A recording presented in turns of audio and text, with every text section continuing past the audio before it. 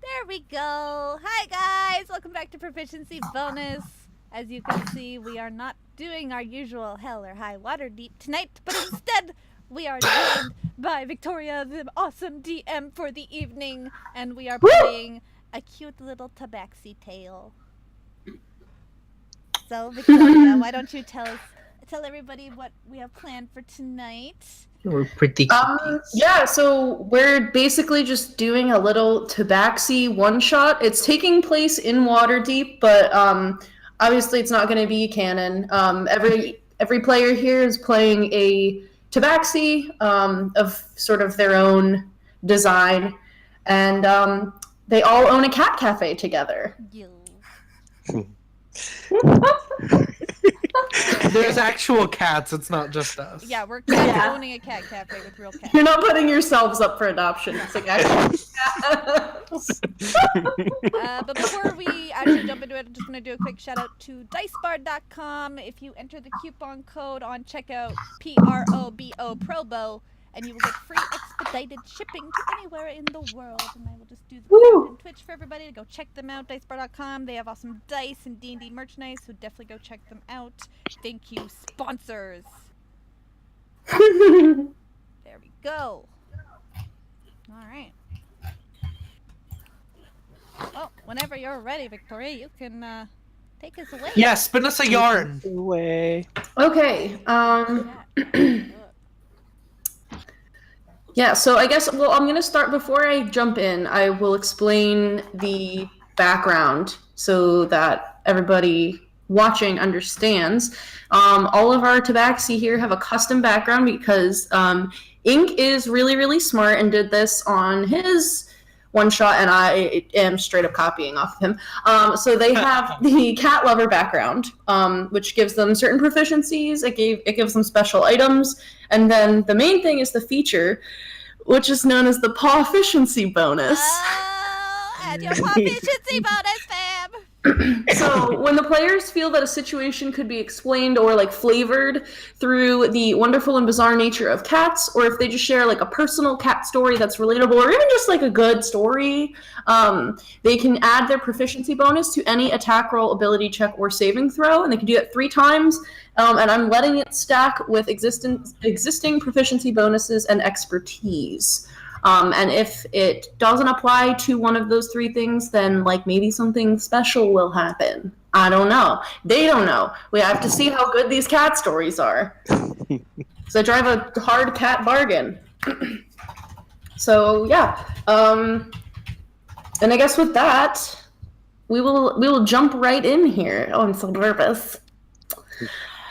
Okay. Is everyone ready? Yeah, I got my cat ears. Okay. Yes, I am ready. Waterdeep, the city of splendors, is home to a variety of souls. Humans, dwarves, elves, halflings, gnomes. One can hardly walk more than a block or two without laying eyes on people of all shapes and sizes. But it is not just people, however, who call the streets of Waterdeep home. Whether they're slinking through crawl spaces in buildings, feasting on scraps from butchers, or catching rats by the docks, cats may be found in nearly all parts of Waterdeep. Now, most Waterdeevians overlook these little predators, but there are a few compassionate souls looking out for the street cats, making sure that they are given lives of comfort and contentment, as cats so rightly deserve. Beans and Beans is a cat cafe nestled amongst the alleys of the Trade Ward. One need only to follow the rich aroma of fresh coffee and tea to find the quaint storefront. A cat's paw with coffee beans for toes adorns a wooden sign hanging above the door. The cafe's space is small, quaint, but the plush area rugs, overstuffed armchairs, and feline-themed art pieces evoke a sense of sleepy comfort. Beyond this cafe space lies the cat room, a larger space filled with couches, scratching posts, cat toys, litter boxes, cat beds, and of course, cats, all of whom are available for adoption. Now, money's been tight lately, and adoptions haven't been happening as frequently. Luckily, there were a few nearby businesses that have been paying the four of you, a few dragons here and there, to deal with a recently growing pest problem in the area. Rats that are even bigger than your kitty residents have been emerging from the sewers and hidden places, and your initial attempts at extermination proved futile, as any wounds caused by regular weapons or just your claws healed with unnatural speed. So you've all went and gotten your weapons silvered and picked up silver claw nail polish, which seems to be the only thing helping to keep the giant rats at bay. So, Prick, Lepur, Aslan, and Paws. You four have spent the last few years running Beans and Beans together after retiring from adventuring life. So Prick is the chef/barista for the cafe and all of its residents. So if you would like to describe your character, go ahead. I am not one for many words. I am a sphinx cat, no fur, with a large, very, very scary scar across one of my eyes. Thankfully, I can still see out of it. I do not like to talk much, and I have many, many, many knives hidden in various places. But I mostly just like to make sushi. Alrighty. So, Lepur, Dominaxi Lepur, you are the server, bus girl, and kitty playtime specialist for the cafe, if you'd like to describe your character. Hi guys, so my name is Tabaxi. I'm a really big fan of kittens, and I think that it's very important that we treat the environment and the people with so much love and affection. So I'm mostly just here to just, give myself a good little job. I have my friends here. They're super helpful to me all the time. But I started working here because I really, really love milk bowls. Like, I could tell you so much about milk bowls. They're so amazing. They have so much milk in them, and when you spill them, you get to see the universe. It's so amazing. So I will say that for another time. Alrighty. Next up, we have Aslan. You are the cat wrangler and supplier/buyer for the cafe. So you go about purchasing all of the different supplies, furniture, ingredients, cat objects, and you also go out into Waterdeep and capture the stray cats so that you can tame them and get them adopted out, if you'd like to describe your character. Well, I'm a lion. I'm pretty, I'd say, attractive by most standards, especially Tabaxi standards. I've been out adventuring for quite a long time, and I just felt like it was time to bring it in. So, yeah, me and Prick here have been running it for a while. Beans. But, yeah, I've taken up in wrangling. I'm retired, but I still get a kick out of wrangling some cats every now and then. Billy Joe has been escaping me for the last 2 months. I'm going to corner him one of these days. Yeah. Awesome. Pause. You are the adoption liaison and kind of clerical worker / manager for the cafe. So you handle all of the paperwork and accounting, and you're also the one who works with customers who are looking to adopt cats, helping them find a cat that will match their needs and wants and personality, if you'd like to describe your character. Well, I am a gray Tabaxi with marbled fur of gray and orange. I have piercing green eyes. I don't know if you can hear me because I'm too far away. Yeah, I can hear you. I have an affinity for beer. If there's beer around, my mood enlightens quite quickly. I absolutely adore all forms of cats, and it's very important to me. My mission is to make sure that each cat and kitten finds its proper home with responsible owners.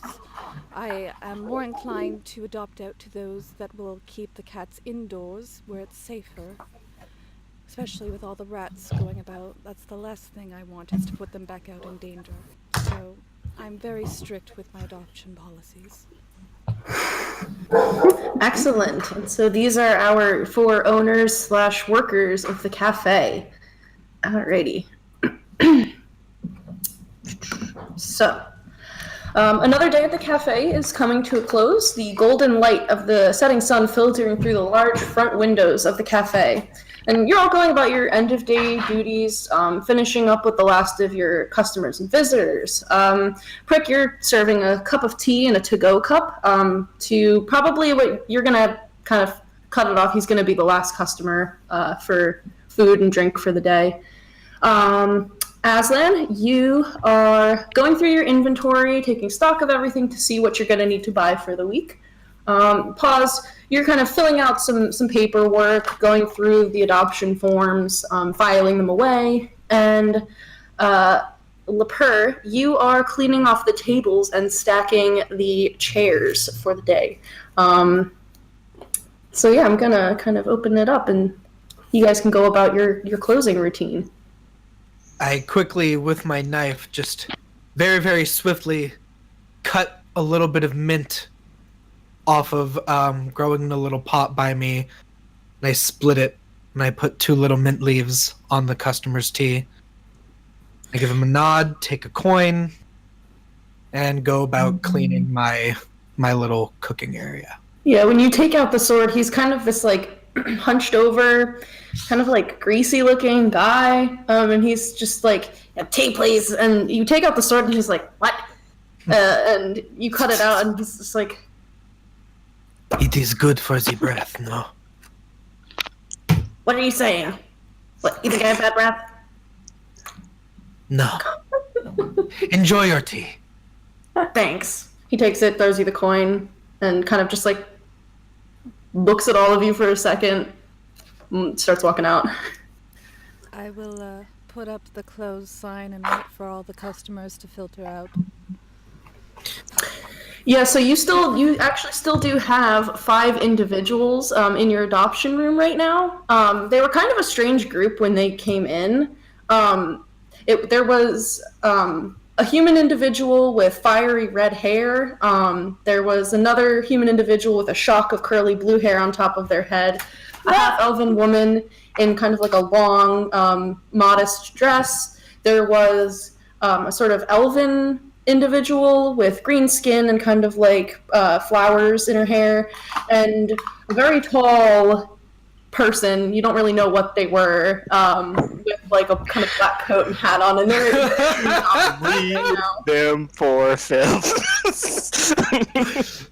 Really tall, kind of weird, made everyone uncomfortable. Wait, they're in the adoption room?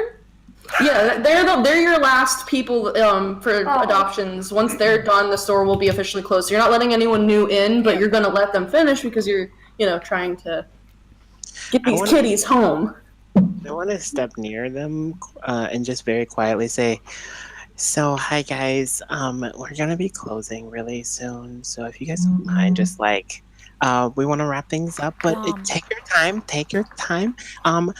If you don't mind, can I just get behind you really quick? And I'm just going to try and wipe behind the redheaded one. So the redheaded person, they kind of, oh my God, yes. come in and they're like, and when you walked in, they were like, Robin, please, Robin, come on, I have this much gold. Can we get one? And they see you coming, and they're like, oh, sorry.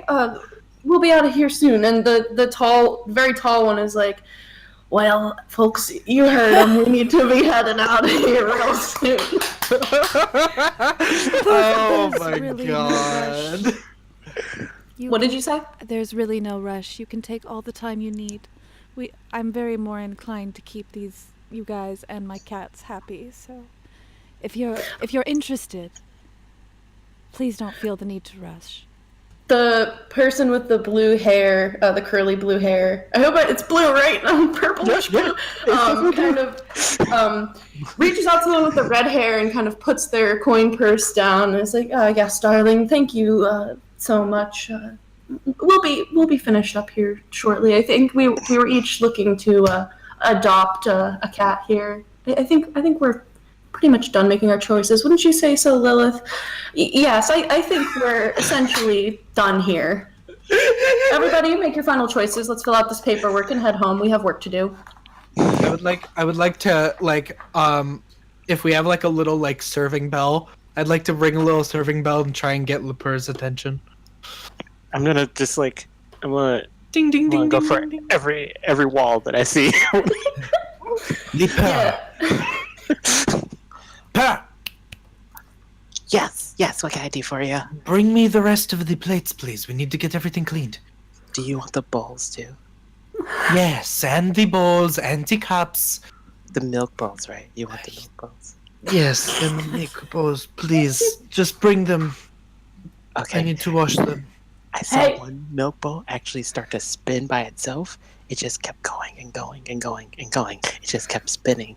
It was so amazing. You want to see it? I can bring it to you. I can bring it to you right now if you want me to bring it to you. It's totally fine. I won't have a problem with bringing it to you. Pause!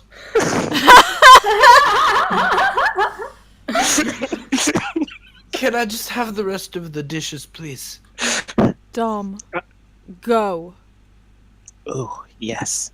And I'm gonna go back. Hey, Rick.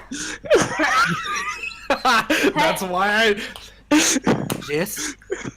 Are you at anything? What do you need? Do you need anything? Well, more salmon, please. The Yep. sushi and rice. Yep. I believe that should be good. If they have more of the good coffee beans down in the market, I know that they are starting to be out of season. But if you can get the last of the batch, that would be great. We will be the only ones serving it soon. What cats are these individuals looking at, by the way? I don't know. What cats are they looking at, guys? Orange tab for Robin. Okay. Opal. Blossom wants a kitten really bad. Okay. Opal would want the really, really old that's an amputee or is missing an eye. That's preferably all black. Oh. Rex is going for the most scarred tomcat that they can find. Just the Blossom roughest probably wants one. that Tressum. Are they all fixed? Or a tiny kitten. They bet. Yes. Yes, they're all. You have a veterinarian that you go to and you get them fixed. You're not Paws would throwing not all be of these unless they're intact- kittens. Unless they're kittens, and if they are kittens, I would say that maybe our cat cafe offers services for when they're old enough to actually get their shots and. Yeah, you offer medical services. Yeah. If it's not something that you can do yourselves, it's people different physicians and veterinarians that can do these things and take care of the cats, so that you're not just because the whole goal is to TNR or not even TNR, but you want to trap them, you want to get them fixed and get them home You so do they're not want to put them back out proliferating there on the while they're streets. still. We're gonna ask JJ if we can all go adopt cats in our off time. Robin's actually They gotta kill all the rats in the house. fur to whatever he's wearing at the time. So just triangle and one as a scarf. All right, yeah. So pause. It seems like the very, very tall individual seems pretty interested in a mostly black tuxedo cat. His name is Stinky Pete. He's very old, and no matter how many times you guys have washed him, he's just always a little smelly, and you don't know what it is. Smelly cat. You don't know why. His tail is like kind of kinked. I was a little bit interested in this one. I believe his name is a Stinky Pete. No, let Victoria do it. Let Victoria do your voice. Yeah, let me I just wanted to say it. I'm so sorry, Victoria. No, please. Yes, well, curiosity killed the cat, and I gotta say, this sweat here just smells a little funky. I love how Has Victoria's really piqued my curiosity. I love that Victoria's opal and my opal are just very, very similar yet completely different people. I love it. So, would you let Opal fill out the adoption paperwork? Sir, good sir, what is your intentions with housing this cat? Do you have a proper means of homing and large space for the cat? Oh, yes, I do. In fact, all of us own a manor together. It's a very large estate. You might have heard of it. Perfect. Skull Manor. And we will be bringing our cats there and giving them the best food that we can get for them and taking care of them and giving them better lives. Well, this one, Stinky Pete, has a tendency to try and get back outside. I would ask that if you were to take this one on, to try your best to keep him inside and away from harm's way. Why, of course, madam. That can easily be done. Then I will allow him to start filling out the paperwork. Okay. Now, the human individual with the kind of like reddish hair, you can see that they seem to be interested in Chairman Meow.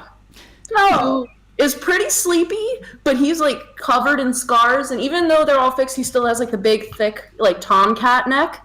And he's kind of like a medium hair black cat. One of his ears is just completely trashed. But now he's just kind of snoozing. He used to be scrappy, but now he's kind of snoozy. Oh, Robin, I really like this one.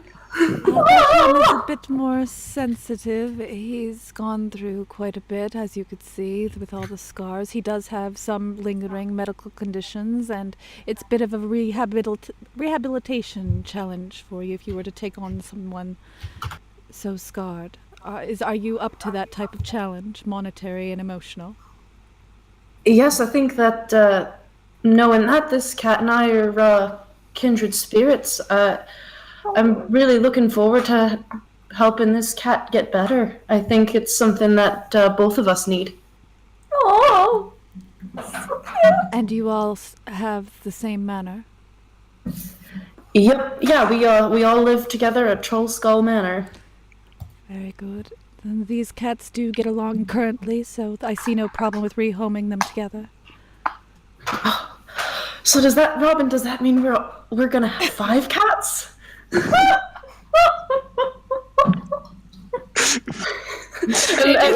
so upset. The individual with the blue curly hair is just kind of like, well, I suppose there's nothing to be done about it at this point. Would you let the red-haired person fill out the adoption paperwork? Yes, because she wants someone that's willing to at least put in the money and the emotion for a cat like this. Mm-hmm. So, Lip, you said Robin would be looking at like an orange tabby cat? Mm-hmm. Like the prettiest orange. Oh. So, you are looking at Catzilla right now. You would know. Catzilla is always hungry. He is a heckin' chonker. He is kind of short hair. So he's kind of like mostly orange, but like he has like white legs, like his paws and legs are white, but the rest of him is orange. What's his And name? he's a heckin' chonker. Catzilla. Catzilla. He's chonky. Like, this is a thick boy. Oh! And he's always hungry. Like, he'll go and steal food from the other cats. Oh. Hashtag mood. His haunches. Very big. It's a big boy.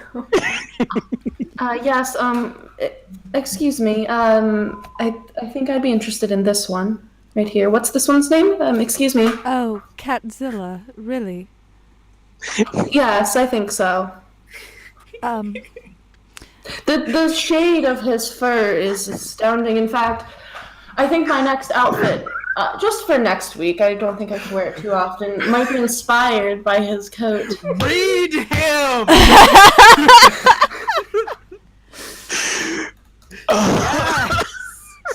Read him! Trying to stay in character, you guys are breaking me!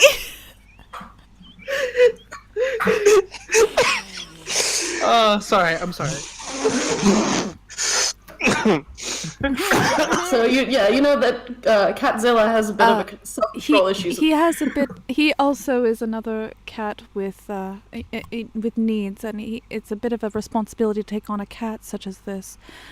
He's got a bit of a compulsion disorder with eating and has a bit of anxiety when it comes to food. So you do need to be very careful watching him. If you will let him keep eating, he won't stop, and that's very unhealthy. As you can see, this cat needs a very strict diet. Oh, yes, of course. Well, we can supply him with the best food and set up a exercise regimen for him. He'll be slaying in no time. No! Wow. I'm wheezing.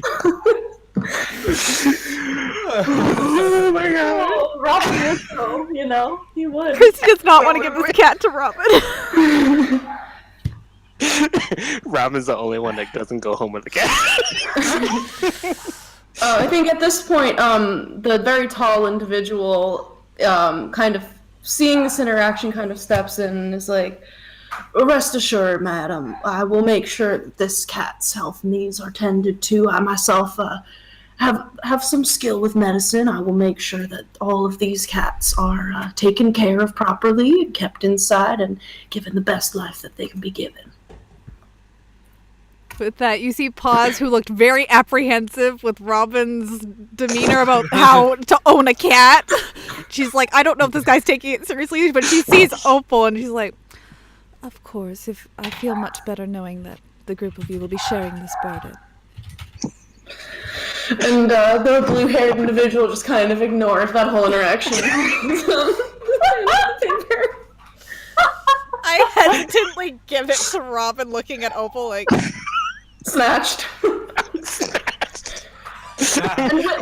with an ever so slight tinge of fury that no one would have expected from this individual. You can see he's filling out the paperwork. The rest of him looks very calm and disinterested, but his hand is like ready to go. And This is so good. So good. Oh my god, this is amazing. And then you see the half-elven individual seems to be interested in Cindy Clawford, who you know to be a very, very prissy, short-haired tortie. And you know this cat is the definition of tortitude. oh. Robin wants to change his decision. You're getting the ball, stop! Oh my god, if Lilith and Robin fight over a cat. Oh my god. It's a little punch down. Okay. Sorry to bother you. I'm sure having everyone fill out all this paperwork at once is Yes, rather dear. stressful. The little one here with the orange and black fur. May I adopt this one? She's got a bit of an attitude, and she's not quite as affectionate as the others unless she is in a mood, but usually her mood is not the most appeasing to most new cat owners. Is that something you are comfortable with? Well, I don't see why a cat should be forced to give affection if it doesn't want to. It deserves to be agree. cared for, regardless of whether or not it's Most kind. people don't understand cats. They expect them to behave like dogs. Our dogs are filthy. I could never. Here's the adoption form. My heart! It's so good. So, this group, they fill out their adoption paperwork. Hey now, what about and- Blossom? Oh, wait, oh my god, I forgot! Sorry, I'm literally. Yeah, I'm it's sorry. the most meta Blossom, I need this! Oh my god, okay. This is so, super meta. The last person. You can see this elven individual. She has green skin and her hair is kind of red and pink. It's up in these cute little buns, and then there's like little ponytails coming down. And it seems like she has like cherry blossoms, like literally growing out of her hair. And you can see that she is interested in. Hold on. She's interested in Pickle, and you know that Pickle. Yeah, Pickle gets the zoomies a lot. Oh yeah. And Pickle is a short hair brown tabby. Yes, excuse me. Hello, I like this one. This is very cute, like me. Don't you think so? It's precious. Do it again, I can't! So good. Are you okay? I was looking to adopt this cat. It's very cute. I'm cute too. I think we'd go very well together. Yes, Pickle has a lot of high energy, and he needs someone to keep up with him and make sure he stays exercised and just keep up with him in general. Blossom talking to Aki. It's so meta, but this is like a slower Aki with no like charisma, so it's okay. Oh god. Yes, I think that's okay.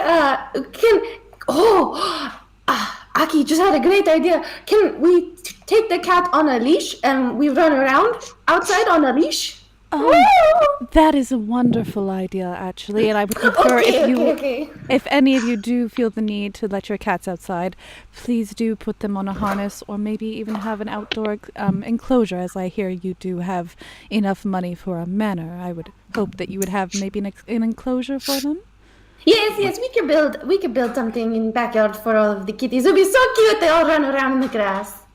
When the word harness is said amongst the space, a dish falls to the ground. You just hear, knock the ball! Liper, what did I tell you? Bring it here. Bring it here.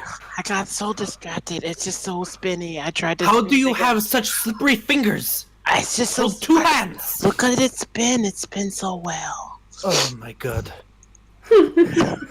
Aslan, you've just been filling out paperwork and just watching all of this happen. That's a weird one. Why did we hire this one? I'm scientific. Why did we hire this kid? She's like messed up in the head, I think. I think it was because they were... With bowls. White bowl. I believe that Post thought it was a good idea at the time that we would be able to get them to do like all of the tradition stuff that we didn't want to do. You all do realize that you're not whispering very well. I thought you were didn't supposed to mean be to. getting dishes!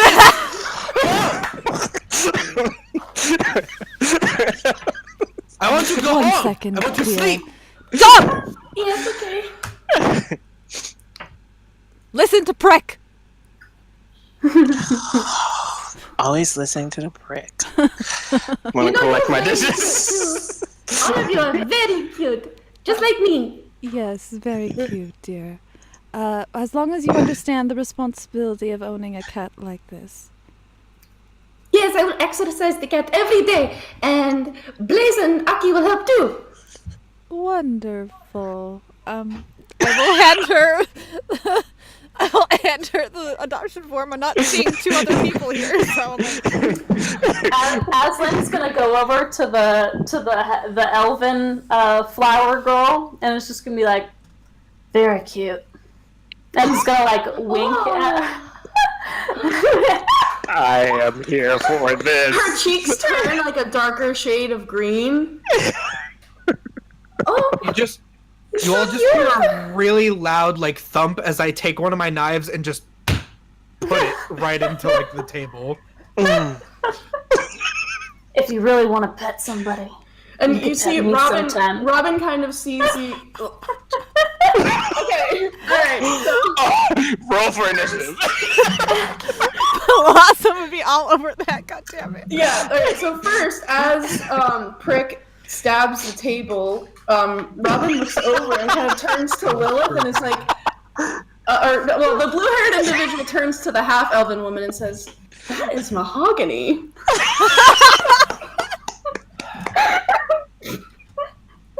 And then, so Aslan, did you say you can pet me anytime you like? Yeah, if you really want someone to pet, you can pet me anytime. And winked at her. Oh my goodness! She just, like, her whole face just turns this, like emerald green. Like, normally her skin is a lighter green, and it just goes, like, bright emerald. Like, her whole face, and this is, not normal, like, human or elven blushing. It's, like, a very different colored green. She's like, Aslan, okay, maybe I come back sometime. You're all so cute. I love the kitties. Aslan, isn't the market going to be closing soon?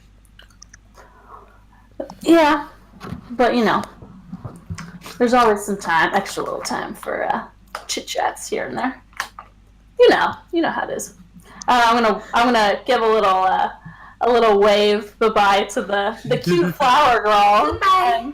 I hate that I'm a prick in this one, but Goodbye, handsome kitty boy. I love this so much! This is so meta. This is Bye bye, crazy. pretty flower girl. This is blowing my mind. Robin, Opal, did you hear that? He thinks I'm pretty. Yes, Blossom, well, you are very pretty. The blue-haired individual is just kind of like, different strokes for different folks, I suppose. Oh, yes. Oh, my Oh, God. Blaze is gonna cut a bitch! Oh, my God. I'm going to come around from behind the like counter, and I'm gonna be like, okay, thank you for coming. Enjoy your kitties, please come back soon, but not right Did now. you just say what I thought you said? I push them out the door and I close it. I'm wiping the floor as the door is closing. So they turn in their paperwork, you get them little boxes for the Yeah. cats, and they Little head out. care boxes to take home, little Yes, and- carriers.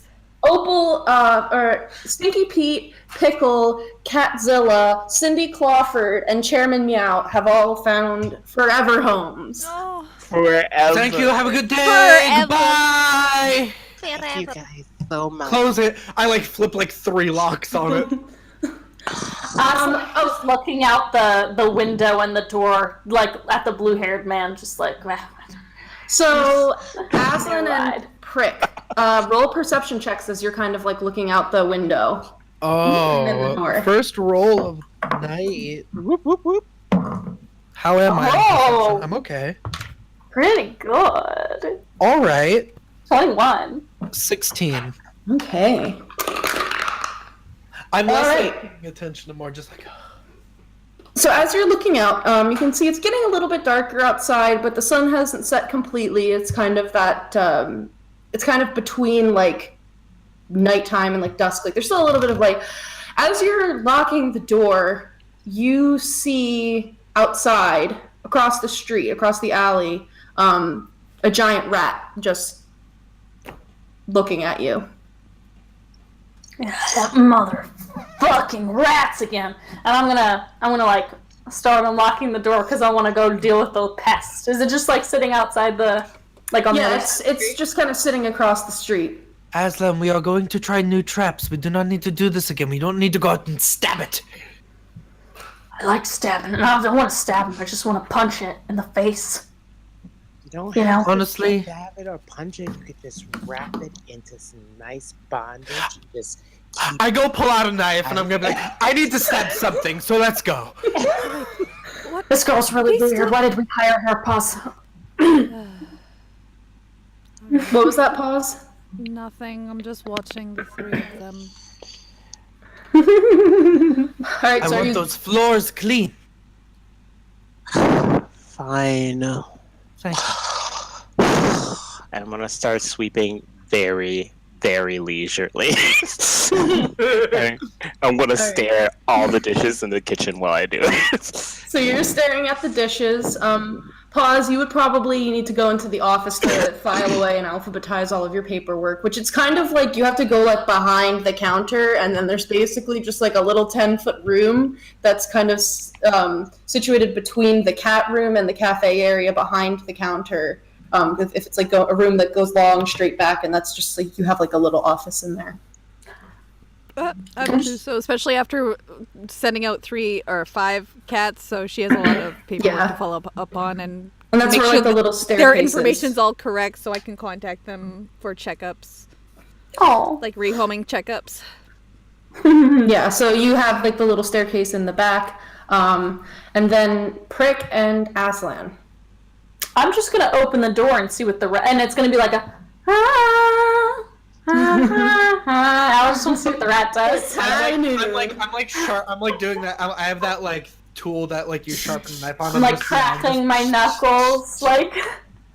So you open the door and the rat, it's still just sitting there, just watching. Bold. All right. I just wanna pounce on it. I just wanna like, can I like, with my 40 feet of movement, just like, and like get over to it and see if I'm fast enough to catch it? Right before Yeah. you do, I pat you on the back and I go get him, Tiger.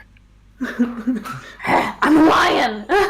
Yeah, so you kind of stretch your shoulders a little, crack your neck, you're cracking your knuckles, and then in a blur of movement, you dart across the alleyway.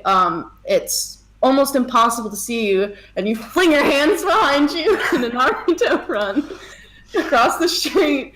And are you gonna try to like? doing that? Are you gonna try to punch the rat or hit the rat? I'm gonna like with my claws, you know, like in every like animated film, you can like make a little cage. I want to like make a cage on its body so I can pin it and just like.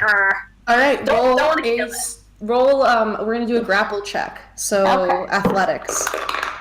Okay. Athletics is it's okay. A 14. Okay, yeah, that'll do it. So you run up to this rat and you kind of like get it on the back on its like chunky rat booty. And it's a big rat. It's not like a little. This is like pretty much the size of one of the cats. So you kind of like pin it down, like you pounce on it and get it, and it's wriggling and it's screeching, and the screeching is just getting louder and louder as it gets more and more frantic, trying to scrabble out and escape. And as you're kind of looking at it, you glance into its eyes, and rats are not stupid creatures. They're fairly intelligent, and you know that. But there is an intelligence. There's like almost a malice in this rat's eyes that you have never seen before, as it's kind of screeching. And its eyes are doing that, like, you know, animals in the dark where like their eyes like light up. Shining. Yeah. Yeah, it's like eyes are like lighting up, kind of like reddish, yellowy, flashing, and it's just like. Can I just like hold it by its chunky bod and like come over to Prick and be like, nasty. Look at this. Just show it to Prick and see what he thinks. What do you think it is? Prick Aslan walks over with this big rat wriggling in his hands. Or paws. Ink. Ink.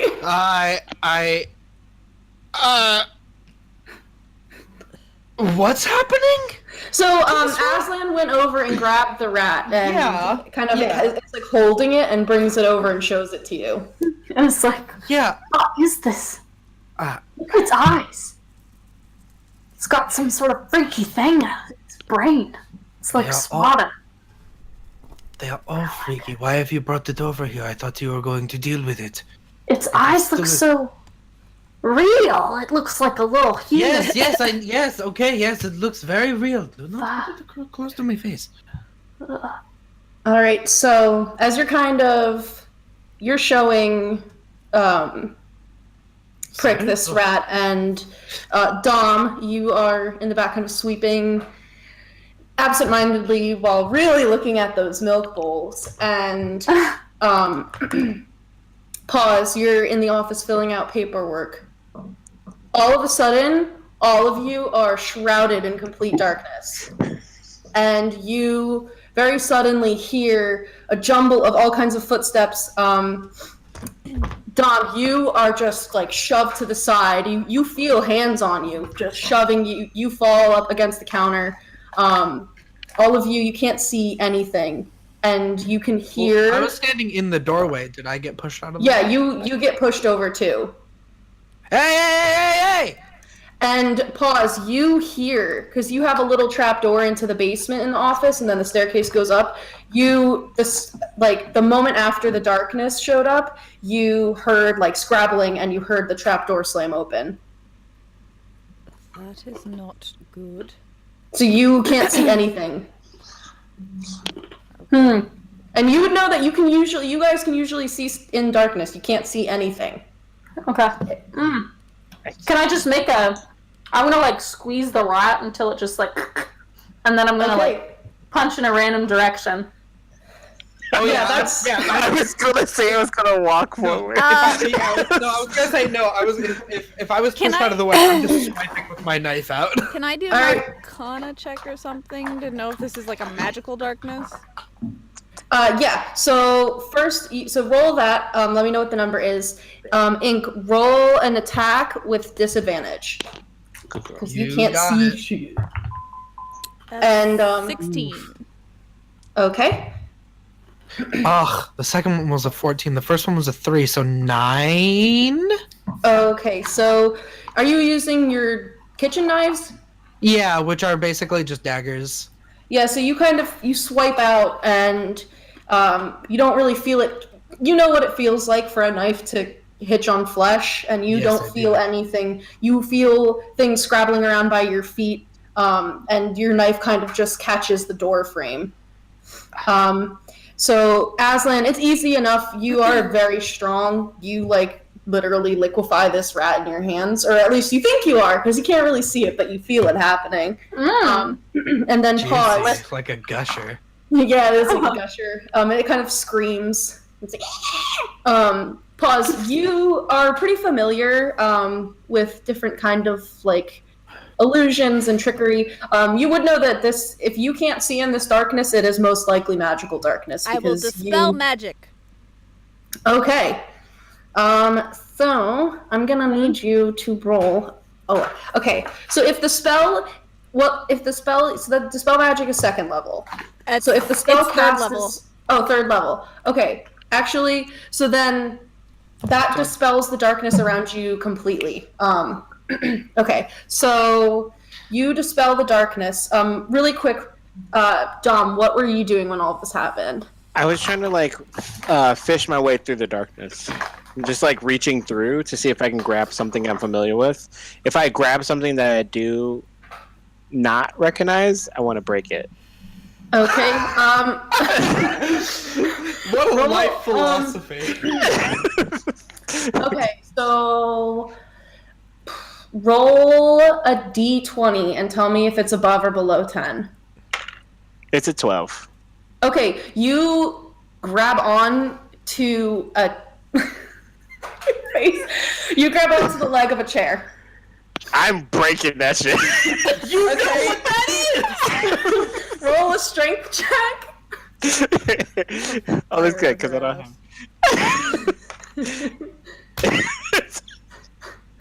It's a natural 20. Fuck you!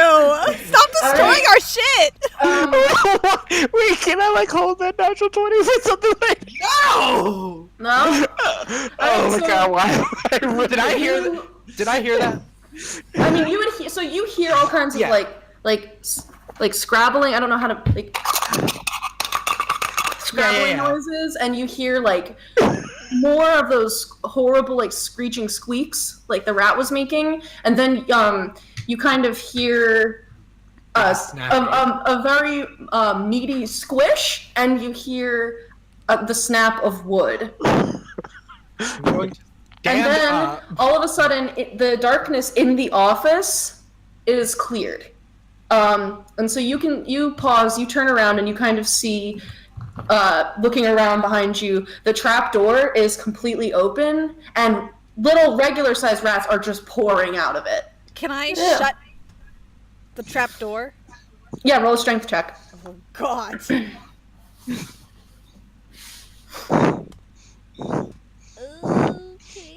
that's 13. My eyes are... I'm locked on you with that broken chair leg. I feel triggered. Yeah. So, it's easy enough. You take the trap door and you kind of slam it down. You hear the crunch as rat spines snap in the trap door. And you kind of press it down, and you're able to like flip the latch over to make sure it's locked this time. My store. Ooh. Wait, so we can see now? So the darkness and part of the like cafe space has been revealed, but it seems like, so you would know this, Pause, the way that darkness works, I believe it's a 15-foot like sphere. Your cafe is bigger than 15 feet. So it seems like there might have been multiple spheres, because as you kind of, I'm assuming you're going to get up and like come out of the office. Yeah. So as you get up and come out of the office, you can see that the office space and part of like the bar, like cafe area has been cleared, but the cat room is still shrouded in darkness, and you have a high enough passive wisdom you hear the cats like screaming and caterwauling. Oh no, aww. I'm booking it to them, and I'm dispelling magic wherever they are. I don't care that I'm burning my spells. I'm Mama Bear mode right now. All right, really quick, Prick, what are you doing? What can I see? Can I see Lepore? Yeah. So if you turning around to like look into the... Yeah, I would have gotten up. Yeah, so you didn't really get like knocked prone, but you felt like you didn't get knocked prone, but you felt like swarming in between your head. Myself. Yeah, you kind of just like got shoved. And so you turn around, and the part that like you were standing in has been partially dispelled, but the whole hallway going back to the cat room you can see is still in darkness. You look down and see that one of this kind of very plush velvet armchair that you have, it's old, but it's well loved. It's kind of this overstuffed that is like high back armchair in this sharp velvet. The leg has been completely snapped off, and you see Dom is just on the ground, like holding the chair leg. I want to throw my knife into the chair leg that he's holding. Okay, roll an attack. PvP, everybody. Oh, actually, make it a dexterity check. I'm gonna do dexterity check. It's not as good. Just straight dexterity? Yeah, just like dexterity. 14.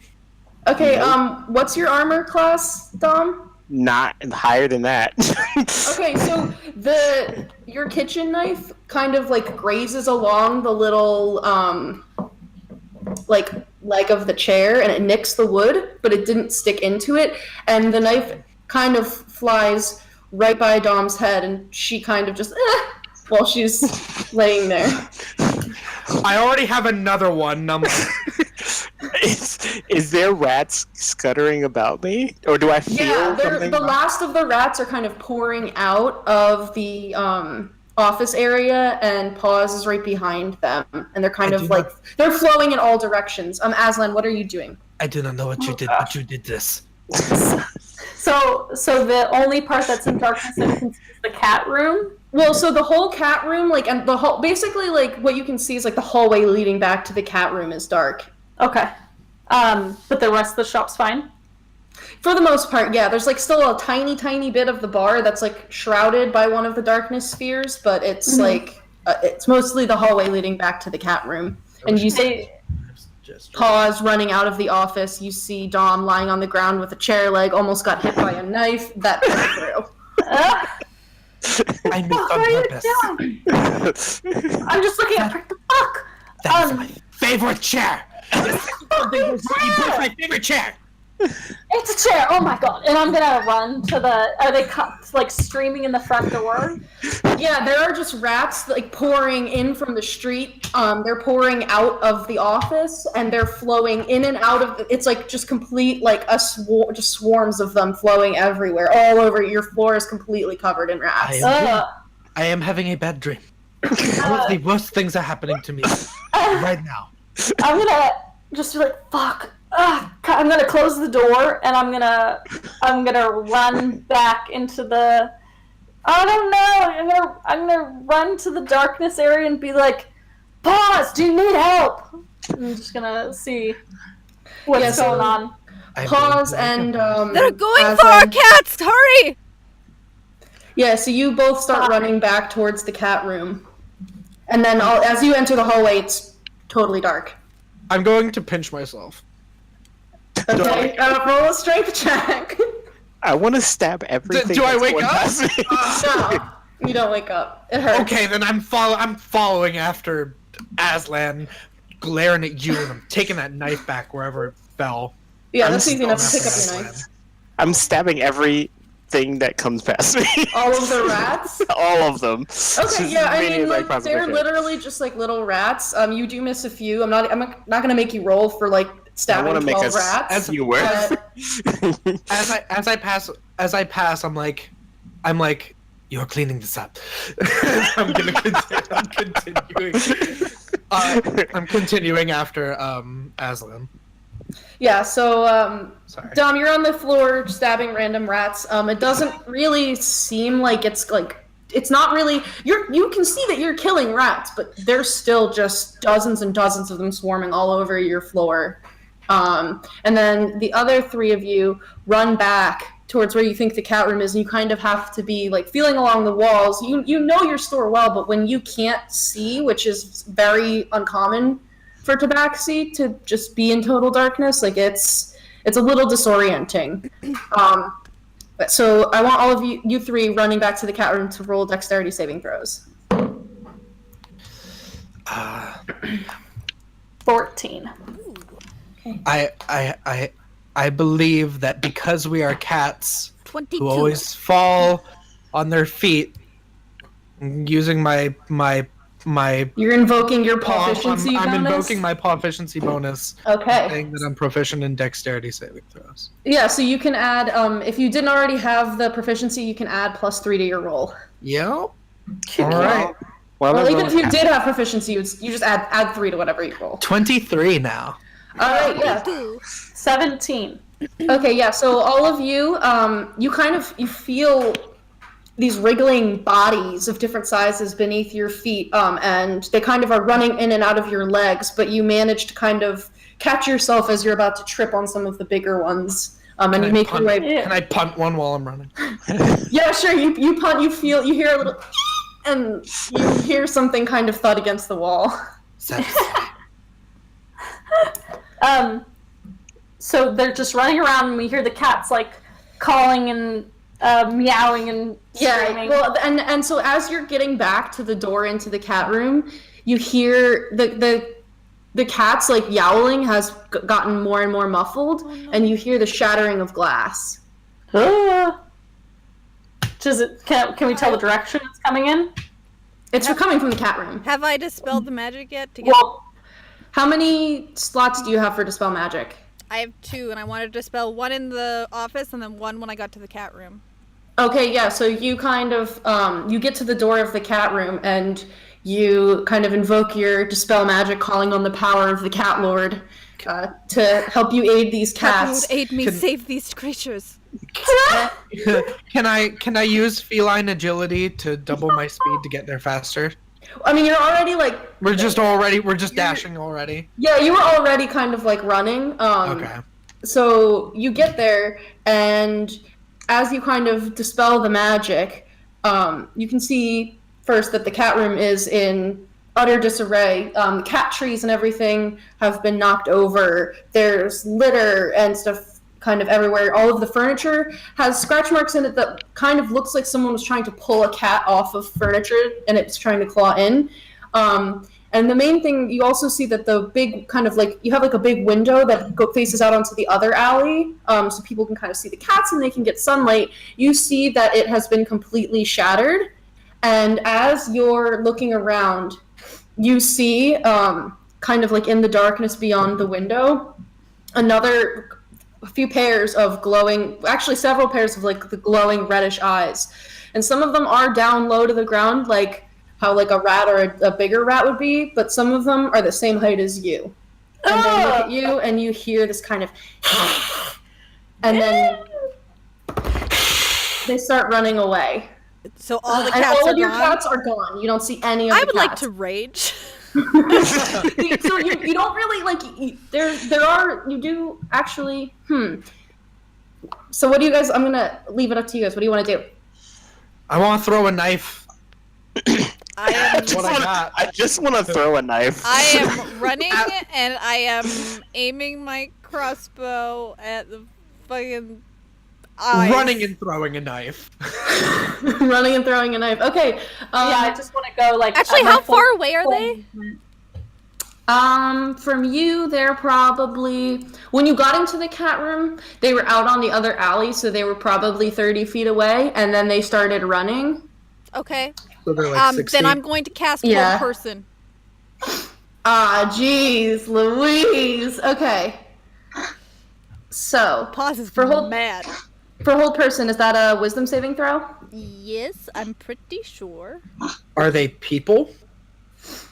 I see them. They're like at eye level with us. There are eyes, glowing red eyes that are at like the same height kind of as you guys. It's a humanoid you can see within range. Yeah, Wisdom save. What's your spell save DC? Let me check. 14. Okay, you go to once again invoke the power of the Cat Lord, and you kind of see as this spectral paw shoots forth from paws, and it goes to swat down on one of the creatures, but the paw misses, and the person seems to dart away. I'm going to use my full 80 feet. If that does not get me there, I will invoke your feline agility to double your movement, so you can move like a ridiculous amount. I'm gonna vax it and move my full movement of 120 feet because I have bonded with these cats. I caught each and every one of them. I have named them all, unless Paws named some. And then I'm just gonna unless disclaimer. You can catch all of them. I call him a fatty myself. And I'm gonna try and circle around this group of rats and rat people and just be like, I'm gonna can I I don't know, I'm a tabaxi, but I am a lion. Can I roar at them? Yeah, intimidate them to stop. So you cast thaumaturgy. Yeah, so are you just trying to stand in front of them and block their way, or are you trying to grab them? Well, I'm gonna try and grab them. Okay. Ink, what's up? Well, I want to know if I can see any specific one that is holding one of our cats. Make a perception check. Okay. Can I look as well, or is that too much for me? Roll a perception check. Okay. Perception. 17. 14. Okay, so Prick, there's just so much going on, and you're a little distracted by the fact that you do see that there is some fresh blood in the cat room. You don't know what it's from, but you see some splatters kind of leading out of the room to the window. Aslan, as you're kind of running, you can see that there are, again, just it's almost like these rats have taken on properties of a liquid, they're just flowing down the street. And you can see that there is some kind of humanoid figure up ahead, and further ahead from the one that this is the one you're assuming hissed at you, you see a few more running, and it looks like they're holding large objects. And they're kind of turning a corner and running off. Okay, no trace of the cats? Or not that you can see, no. You don't see or hear anything. Damn it. But so you run up to the one that's like right there and roll a strength check for a grounding check or athletics, I guess. Yeah. Athletics? Okay. Yeah, athletics. It's athletics versus it's athletics or acrobatics. Okay. That's... Athletics is 13. Okay, and roll an intimidation check with advantage because you grab onto him and kind of you pounce and roar.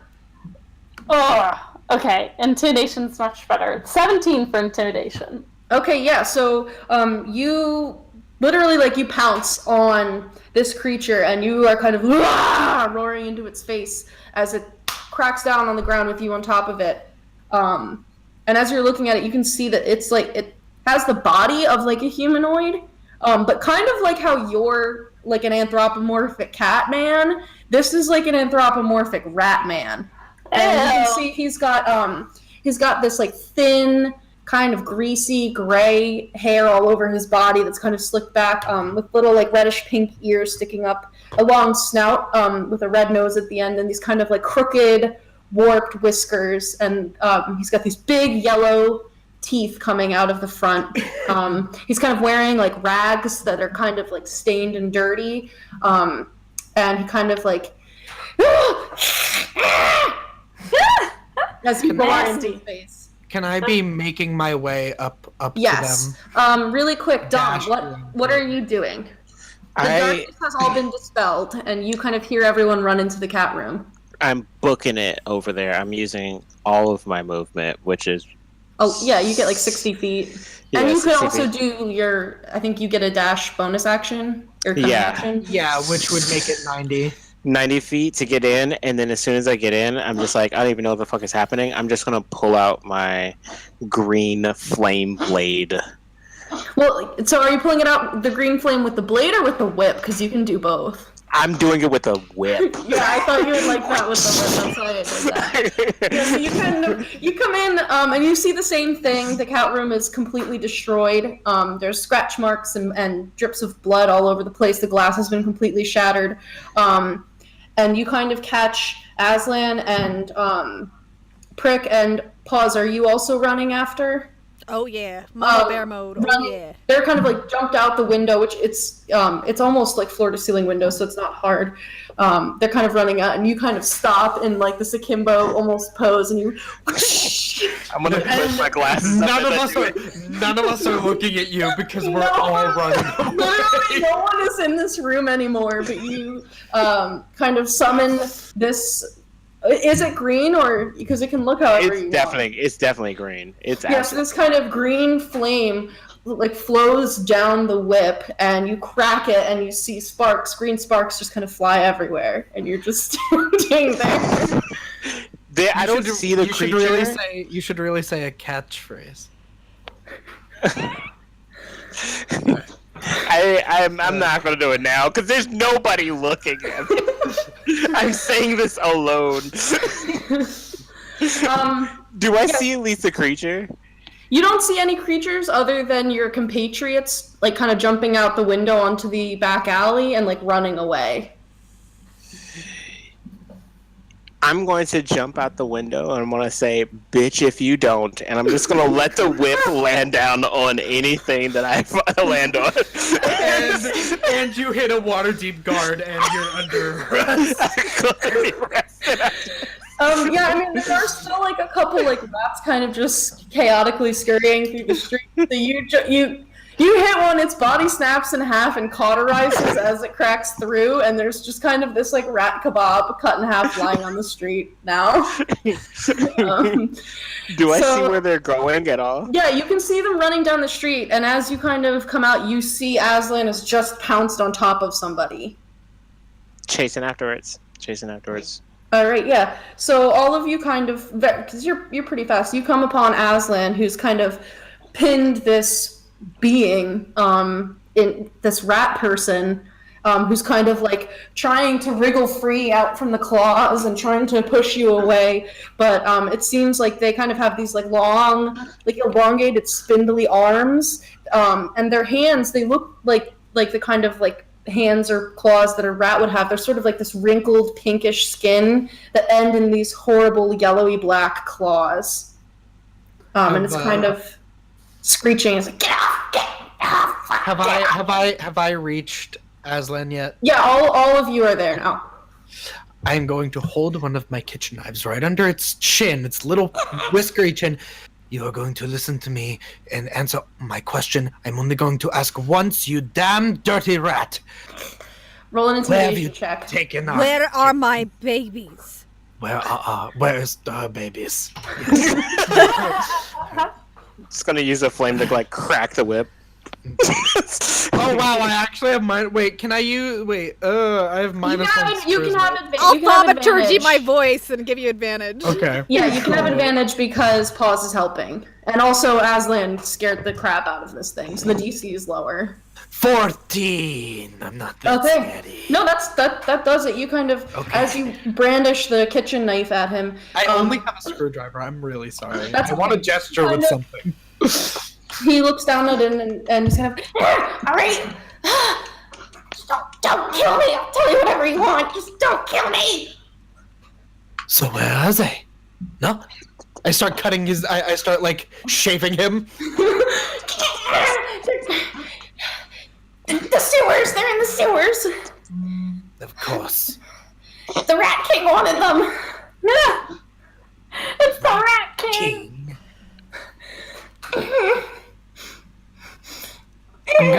I'm going to look at Paws and be like, there's not enough time to get the gods. Has this thing been injured? I know what you're gonna do. It hasn't technically been injured yet. It's been like knocked down, but it hasn't taken any like damage from attacks yet. That's fine. I don't care. I'll poke it a little. I want to whip it. Because I'm gonna do instantly when Prig turns to me. I'm just like tolling the dead on this fucker's face. Okay, so first we will have if you want to just roll an attack with a kitchen knife as like a dagger, roll an attack. I guess it's technically, I would say he's knocked prone and he's also grappled, so like that's probably advantage, right? Yeah. I don't know. I don't have my DM screen here because it's a computer, so. Well, that was 2 9s, so plus 6, 15. Yeah. So that'll hit. Roll damage. Here, let me get my DM screen. I just love my kitchen knives. Ooh, 4 plus 3, 7 damage. Okay. Oh, shit. Okay. Plus 10 for Toll of the Dead. All right. And are you whipping? Yes. Okay, so roll your 17. Gonna roll for green flame blade. No mercy for vermin. And it's advantage because it's grappled, right? Yeah, so you do it as like an attack. You roll your attack and your damage with your whip, and then I believe you add, I think, a D10 for the fire. Yeah, so it's remembering that correctly? that's how it works. But I got a 19 to hit for sure. Yeah, that'll hit. And then damage. Let me make sure I have this damage all correct. So first, and then I get sneak attack. Yeah, technically you do. We are all engaged in melee with this. So the Toll the Dead was a 10, right? Yeah, so And it's been 17 so far. 17, okay. Lip is happy. He's like, I haven't gotten to do a sneak attack in a while. It's so long. 26 damage. It's been like 4 days. Oh wait, no, it's been longer than that because we never fight on Sundays. I never fight a thing. On Wednesdays. All right, so you kind of dig your blade kind of like into the flesh around his neck, and little bits of blood are kind of like spurting out of his scrawny, wrinkly rat neck. More than that. And then you hear this kind of Actually, Victoria, I'm level 5, right? Yeah. So that's 22. And 26.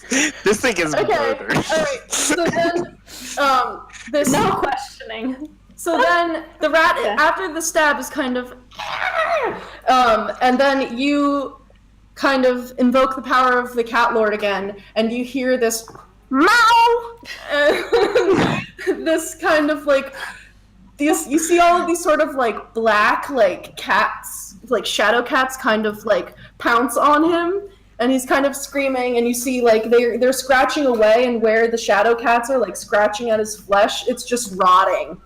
And he's barely holding on, and then Dom runs up, whip in hand, and Aslan, you at just the right moment release this rat person, like their shoulders. The whip wraps around their head, and it just pops right off. That's exactly what I was hoping. It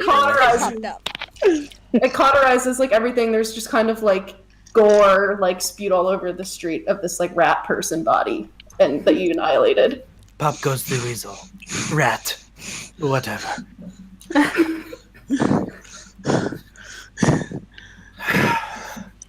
I'm gonna stab the body a couple more times. I'm finding the nearest. I'm gonna find where I guess they were going that way, like forward. Yeah, they were kind of going like, I don't know, north. Okay, I will follow and try and find a sewer entrance because I'm ignoring everybody. Okay, Aslan, what are you doing? I'm gonna look. I'm gonna try and find like where they went in. Okay, to the so sewers. And then Dom, what are you doing? I'm going to look around and see if I see anybody watching us right now. Okay, so I want all of you to roll perception checks, and I believe Dom, you're looking for people watching, and the rest of you are looking for like a sewer entrance. I'm rolling crap today. 11. Perception? Yeah. I'm rolling amazingly today. Dirty 20. 17 plus 6. I would Okay. say I'm not looking for a sewer thing, but What are you? Oh, you're just stabbing the body. I'm stabbing the body, but I'm seeing them going off to it. I'm gonna think for a moment, and I want to go back to the cafe really quick to our bedroom area while they're doing this. Telling them I'm doing this, and I'm going to go under my bed, gonna pull out an old little chest, and open it up. It's got a little little scrapbook of stuff with Aslan and I from our adventuring together. And I'm going to get my gear, and if Aslan had gear, Yes. Everyone has like little packs that are from their former adventuring days under their bed. It's easy enough for you to grab them. Strapping on like I'm strapping on an old breastplate. Well, I have an old like breastplate. Like I'm strapping that on over my chef's coat. I'm putting all of my knives in. I'm gonna take my 2 rapiers. I'm gonna strap them on. I'm gonna get everyone else's gear from our old days. And From the old days. I'm gonna put the scrapbook in my backpack. Like an old chain, just kind of you look at it and you're just kind of like this like melancholic smile comes up on your face. There's like a best friends like locket like hanging on the wall. You and Aslan in it. I kiss my fingers, put them on it, and I take all the stuff, and I'm gonna go meet back up with everybody. Okay. So Aslan and Pause. It's easy enough as you're running. You vaguely saw like where they had turned off down the road. And as you go down, you do see that there is like a manhole, like entrance to the sewer in the middle of like an alleyway, a few blocks down from the cafe. Dom, what did you roll for perception? 19. 19. Okay. Yeah. You don't really see anybody watching you. It's kind of a little bit. It's getting later into the evening now, and even though like trade will go on like into the night, luckily enough, like the back alley is pretty small. It's kind of like tucked in between a lot of other alleys. You don't see anyone watching. All right, so now's a good time to just loot the body.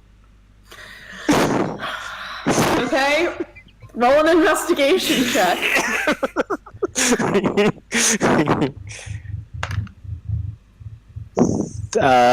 15.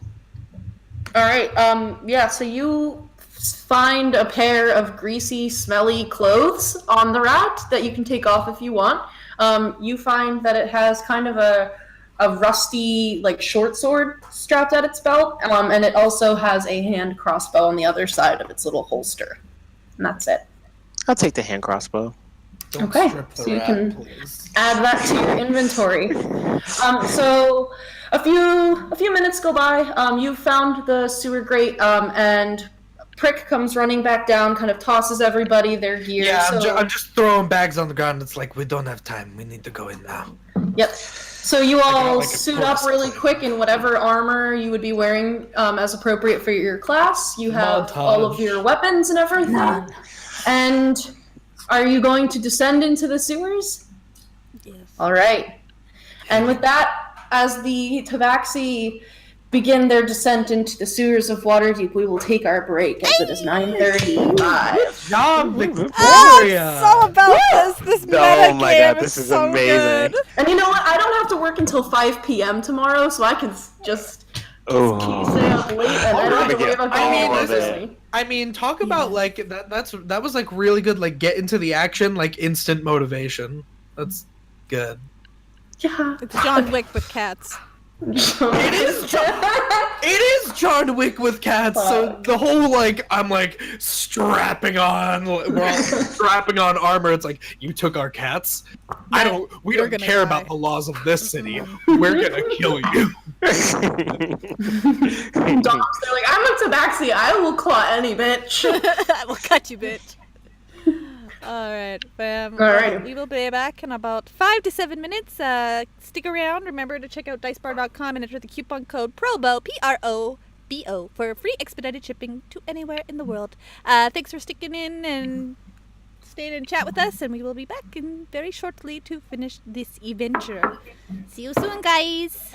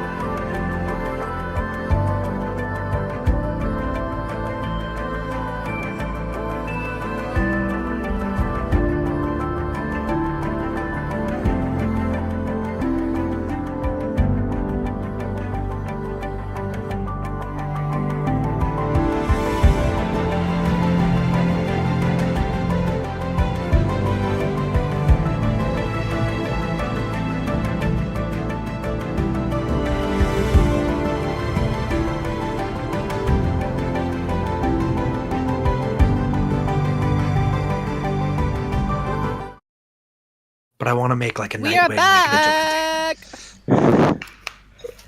All right. Hello, everybody, and welcome back to the Tabaxi Tales one-shot Catnapped. Super fun time. Cat stuff. Yeah. Yeah. So we're gonna jump right back into it here. Before we went on our break, our party of cat cafe workers / adventurer Tabaxi people they were about to close their shop, and then all of a sudden, strange orbs of darkness enshrouded their entire cafe. And when they dispelled the magic, they found that all of the cats at their cafe were gone. And then they attacked a rat man and ripped his head off. So you guys all find the sewer grate, and you suit up in all of your gear.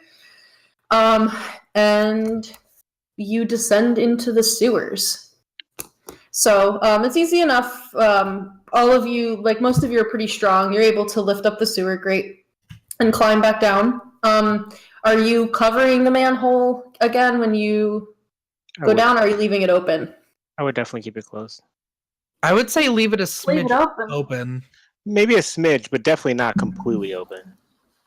Leave it a smidge Why open not? so that we can tell where we came out of. Okay, yeah, so you kind of leave it like a little bit cracked, but like mostly covered. And you get down into the sewers, and as you descend into the darkness, you're immediately hit with just the smell of raw sewage and rot. There's a tinge of acid to it. It's just horrible, like sulfurous, disgusting smell just assails your nostrils. As you adjust very quickly to the darkness around you, because you do have dark vision. You can kind of see you're in this sort of like rounded sewer tunnel. The bottom on the sides, it's flat, and you can kind of see like the worked stones kind of like curve around. They're roughly cut, but obviously this was intentionally built, and you can tell that the stones beneath you that run on either side of the tunnel, they're kind of slick and damp. And there's like little bits of like sewage and just gross stuff all over them. And there's kind of a channel that runs down the middle that is just like this slowly flowing brownish, like black oozing liquid, just like the sewage is just like flowing down. And you can see that you descend down the ladder, and the sewer pipe goes forwards and back. So there's like two different directions that you could choose to go. I hope we don't run into the Zentarum. Nope. Or the Xanathar's Guild. I don't know what either one of those things are. Really. I'm not talking in character. Can I try tracking to see if this like slickness is disturbed for any tracks? Yeah, roll a survival check. Okay. Man, my dice are rolling really bad tonight, which is probably good, but bad. I suggest to the party that maybe now's a good time to get on our really nice dark clothes and get really sneaky. 14 for that so investigation check, you're or kind of- survival check. Yeah, you're kind of like looking around at the tracks, and this is something that you kind of have experience with, being that you go out into the city and you kind of like follow the routes and try to find all of the cats in the city. You're kind of like looking around at the sliminess and the ichor on the walkways, and you do see there are like very faint tracks. It's not a foot, but it's not like it's not a footprint, but it's not like a tiny little rat track. Although you do see those, but the main thing that catches your eye is this very large, kind of like clawed, elongated footprint in the muck, and it's continuing further down what would be like, I guess, probably east, and you can see that it goes that way. The other direction, you do see like rat tracks, but you don't see the big elongated claw prints. I think they went this way. I swear, if I hear Ariana Meowday singing her beautiful song, I'm gonna run in that direction. I think it's this way. I just want to disappear right now. I always thought I was Are we going to have to stopping? go into the sewers to chase after I Will will Ferrell if he stealth. ever got out. You're gonna stealth pause? Yeah. F-E-R-A-L, Will Ferrell. Alright, anyone who stealth. wants to be stealthy, please roll for stealth. Whew. 22. 17. I have a dirty 30. 25. Okay, Wow. so Crick was a 25, Yes. Aslan was 22. 22, pause. 17. Okay, and then what was Dom? I was a dirty 30. Jesus Christ. Expertise, baby. All right, yeah. So as you're kind of progressing along this kind of sewer tunnel, you've got Aslan is kind of like pointing out different places where the tracks go through different tunnels if they branch off at any point, and you have a pretty good idea of where these tracks are leading so far. And pause. You do at one point almost slip and fall and kind of splash into the sewage, but Prick is able to grab you and kind of pull you back up easy enough. And it's a good thing too, because as you're doing that, Dom kind of shushes you, and you can see down a far tunnel. You do see kind of like larger shapes, kind of like they seem to be quadrupedal, about the size of the giant rat that you saw across the street from the shop. They're just kind of scurrying down, but it's not in the direction that the tracks lead. The tracks are still going the other way. Hmm. And then the rat kind of like just scurries off. It doesn't seem to have seen you. Let's just keep going. Just in the same way we've been going. Yeah, if you want to keep just following the tracks, you can keep doing that. I'm just going to need one more survival check from anyone who wants to track them. If Aslan, if you want to keep tracking them, you can do it. I'll assist. I'm rolling really well. 18. Okay, if you want to roll again to see if you get a natural 20, go ahead. No, 18. Okay, yeah. You're still going along and following, and you're able to keep a pretty good lead on these tracks. And even when it comes to like four-way intersections, you're able to still follow them in the slime. They are pretty like light, like very like quick. So normally they could be easy to miss, even in like the slimy ichor of the floor. But you are able to follow them, and you're down there for quite a while, kind of traversing the entire sewer system. It feels like you've crossed like almost the whole city at this point. You've been down there for at least an hour. Is there anything anyone else wants to do like while you're following Aslan?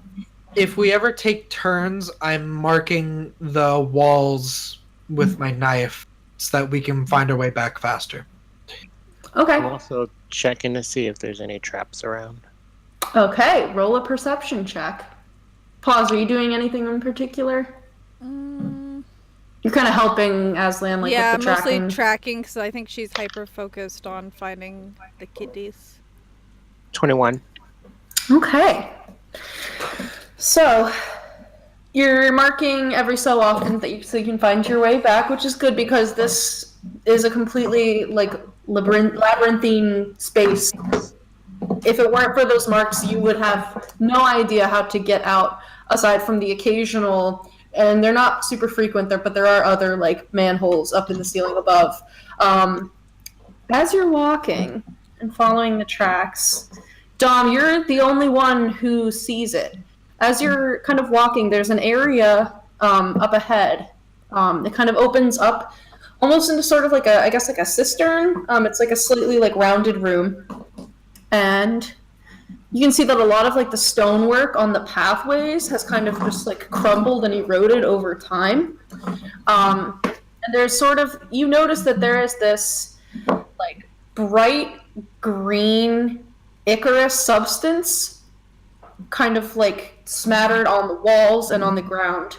And you kind of see that there's also globules of it like all over the roof of this, like the ceiling of this little cavern.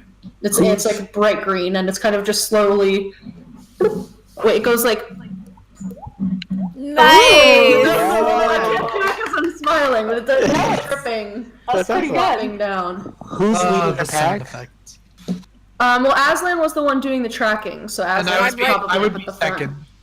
I'm just gonna. With, I just want to collar Aslan. Okay.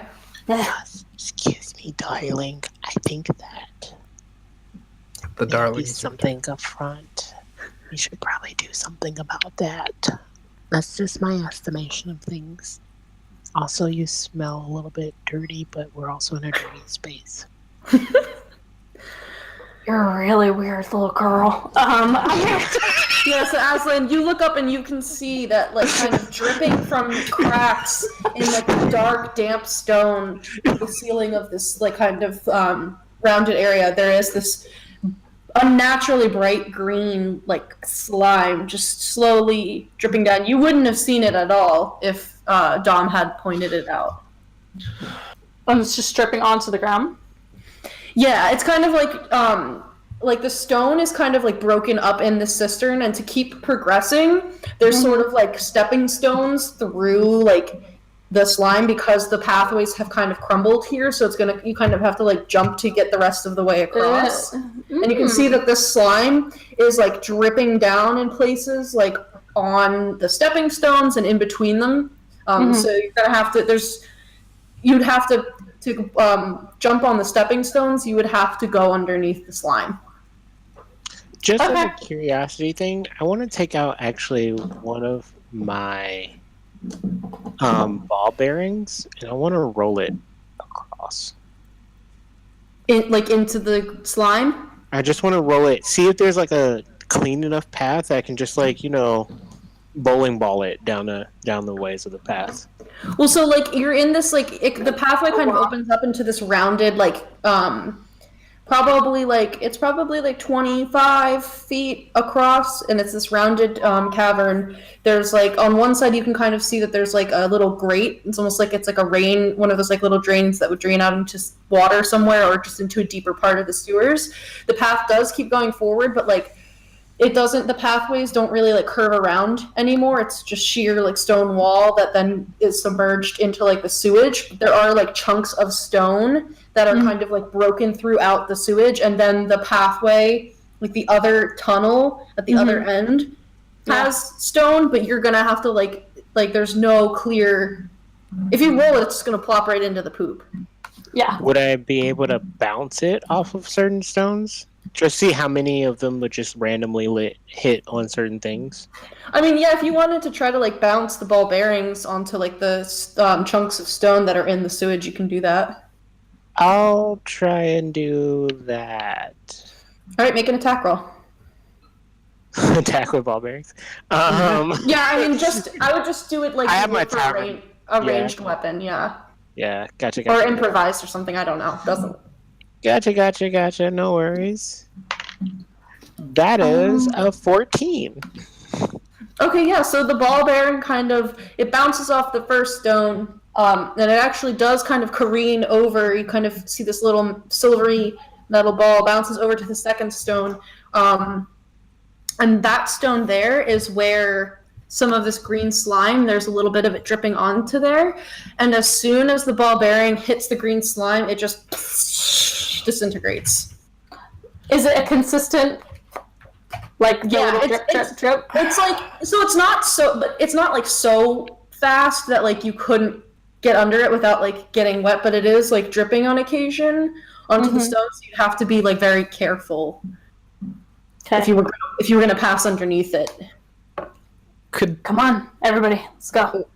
If it's a circular chamber, could we climb like around the outside circular bit? You do. Easier. Tabaxi do have a climbing speed of 20 feet. I do also. I have some climbing pitons.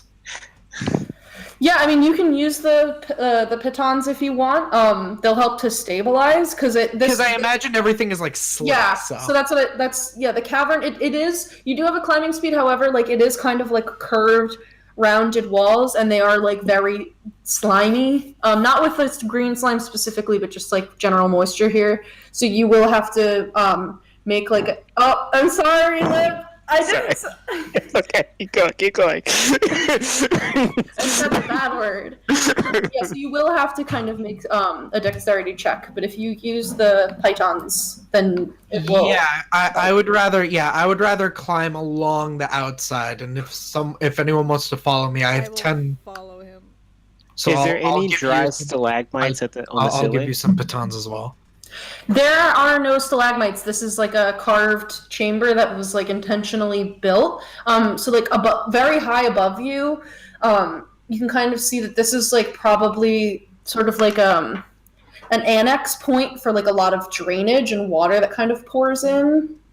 But it's just kind of like this open cavern that would like hold like if there was ever like flooding, it would hold a lot of liquid. Okay. I have 10 batons. So while I'm moving, I'm going to try and jam them in so that people who go after me have an easier time. And I'm just going to try and spread, if you said it's like 25 feet, I'm just going to try and spread them out every few feet along the sides so that we can climb around the outside of it to the other side. Okay. Yeah, so anybody who's going across the passageway how? Like, what is your path that you're going to take? I'm going with Prick. Okay. Aslan? Yeah, what are you doing, Aslan? You can swim. big are You you? can jump the stones. You can climb the walls.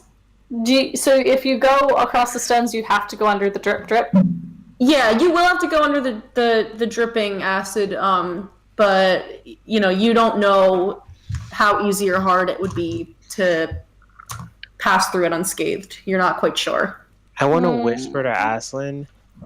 He's taking it like a challenge. Have you ever tried running on walls before? That's not... Maybe. She's a monk. That is level 9 ability. I'm just gonna let you know. You would know that you don't have that ability yet because it's like level 7 or level 9. Mhm. It's something you've been practicing, but Maybe. Wow. Baby. I'm just saying I'm pretty light and like you look pretty red, so like maybe if I was like on your back, like you can probably like go around the wall or something.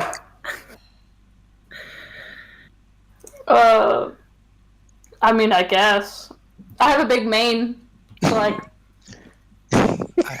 Hold on. Tug on my mane. Sorry. Before she's too little. He's Before like, Paws and I climb across, I'm also going to tie us together with some rope. Okay. Pause I'm to gonna allow go- it. We are going to go around the outside. I do not wish to touch any of this. Let's just go. We're taking too long. Yeah. I'm gonna start vamoosing around the outside with the pitons with paws tied to me. Okay. How heavy is Aslan? he's a big chunk. Yeah, I mean, cats are... So tabaxi are usually like a little bit lighter than like a human of the same size, but Aslan's pretty thick. He's pretty built. But I'd say Paws, like, even though she looks really thin up top, she does have a bit of a beer belly. Yeah. She's got the Yeah, little, when I was the when little I was, belly tying, pouch. when I was tying the knots, like suck it in. I don't know if you can Yeah, see her, Aslan's- but, like, Aslan's- there's, like, that little puffy Oh. part, like, her belly's really big. Like, her face is tiny, but her stomach's got a A little pudge. little pudge, like 2 little pudges. Wait, Aslan's like a retired adventurer chunk. Like, he's buff still, but like it's under a layer of soft. There's a little bit of a dad bod going on there. Oh yeah. He's starting to build the dad bod. But yeah, Aslan will let Dom climb on, and then I have a question, DM. Yeah. Go for Can it. I like get ready on the one side of the like the very end of the tunnel, and you said it's around 25 feet. Across, yeah. Yeah, my running long jump, if I use Step of the Wind, is Yes! Can I? You do get That's the... what I was looking for. Which is which is 25 feet. Could I, like, time it? Can I try and time it so that my, like jump is, like, right when it's not dripping onto anybody? And if it does, maybe it drips on Dom, but, like... Maybe I didn't plan that. You're just gonna long jump 25 feet. No, but technically you have running, right? And with my stuff in the wind, I can, yeah. So normally you know that it would be 25 feet. Please, that's like what you do when you wake up in the morning. That's super easy. However, Dom is like a little bit heavier than you expected, so you can still make the jump, but in order to get all the way across with this added weight, I will need you to make an acrobatics check. Okay. I can do that. See if you can. You're climbing the safe way. Yeah. Is it? I don't know. I'm sure it is. Okay, that's not horrible. That is with my acrobatics is really freaking good. 17. Yeah, that does it. You kind of have this little Dom backpack, and she's kind of stroking her fingers through your elegant mane. You run, and you just spring completely across. You kind of like, you timed it perfectly. Just as one of the acid drips hits one of the stones in the middle, it's immediately after that is when you kind of pass over it so it doesn't drip on you, and then you like launch off of one of the stepping stones right in the middle of this whole like cistern and launch over to the other side, and you kind of like do like a little Iron Man land, three-point landing, and you've made it. Now I'm like shimmying, and I look over my shoulder, and I'm like, "You did the same thing in the sunken temple." Yeah, you know I still got it. I know you're a little jealous, Prick. It's fine. I still got that body. Oh, luscious. Just I'm gonna just put her down. So pause and Prick. Just roll me a general dexterity check. I will give you advantage since you already do technically have a climbing speed. Good, because I just rolled a 5. 21. I rolled a 5 and a 3, so that's definitely 11. 2 plus 3. I have like 16 decks, and I'm rolling absolute crap. Trash, yeah. So you're kind of like, you've set these pitons at different heights. You know, you have some that are kind of like for putting your feet on, and you have some that you're grabbing onto, and you slowly but surely kind of crawl your way around the cavern. You get towards the end. What's your like marching order for this? Who is I first? would have gone first. Okay. To set the batons, but we are tied together. Yeah, so you're kind of nearing the end. You're like 10 feet away from the continuation of like the tunnel there. And as you're like setting the baton in, the one that your foot is on kind of cracks and falls out, and you begin to like fall down. Now I'm going to need Pause to make a strength saving throw. Please save me. This is why I tied us. -1, bitch. I tied us together thinking you were gonna fall. Oh no. Oh god, give me that 20, Oh That no, one. it's in that one. It's a dirty one because I rolled a 2. Oh no. Alright. Yeah, so Aslan and Dom, Dom, you're still kind of like stroking Aslan's mane, you're kind of like looking around. Sorry. Your hand is slapping. twitching because you really want to like get your whip out right now for fun. And Aslan, you're kind of watching as Prick Tapping and my foot. I'm Prick and Paws are climbing, like, come on. and they are so close. They only needed to get like 10 more feet, and all of a sudden you see one of the pitons underneath Prick's paw cracks out of the wall, and Prick begins to fall. The rope that was connecting Prick and Paws goes taut, and all of a sudden, almost like a cartoon character, Paws is just like Oh no. yanked back, and the two of them, plan, though. they fall into the raw sewage. You both take 5 points of acid damage. As my reaction, could I throw out my whip towards them? That's not gonna make us better. I'll Okay. get you guys closer. Are you trying to like kind of like maybe like wrap it around like one of their wrists or something? Yeah, just start yanking them at this Just point. lower it. God, No, you're just gonna whip me. You're gonna whip me. I try to climb out of the sewage and I get whipped. Who are you aiming for? Yeah, who are you I'm aiming aiming. for? I'm aiming for whatever limb I see. That's like. I mean, what we're doing. so Prick is slightly closer to you, so you probably kind of see Prick splashing around in the sewage. Roll an attack on Prick. Oh, this is so fun. Oh my god. That's a 20. Oh. 22. Oh. My headphones fell. I'm so upset. Does it hurt though? So Prick, as you're kind of falling in here, as you're you've kind of just splashed in and you feel like this.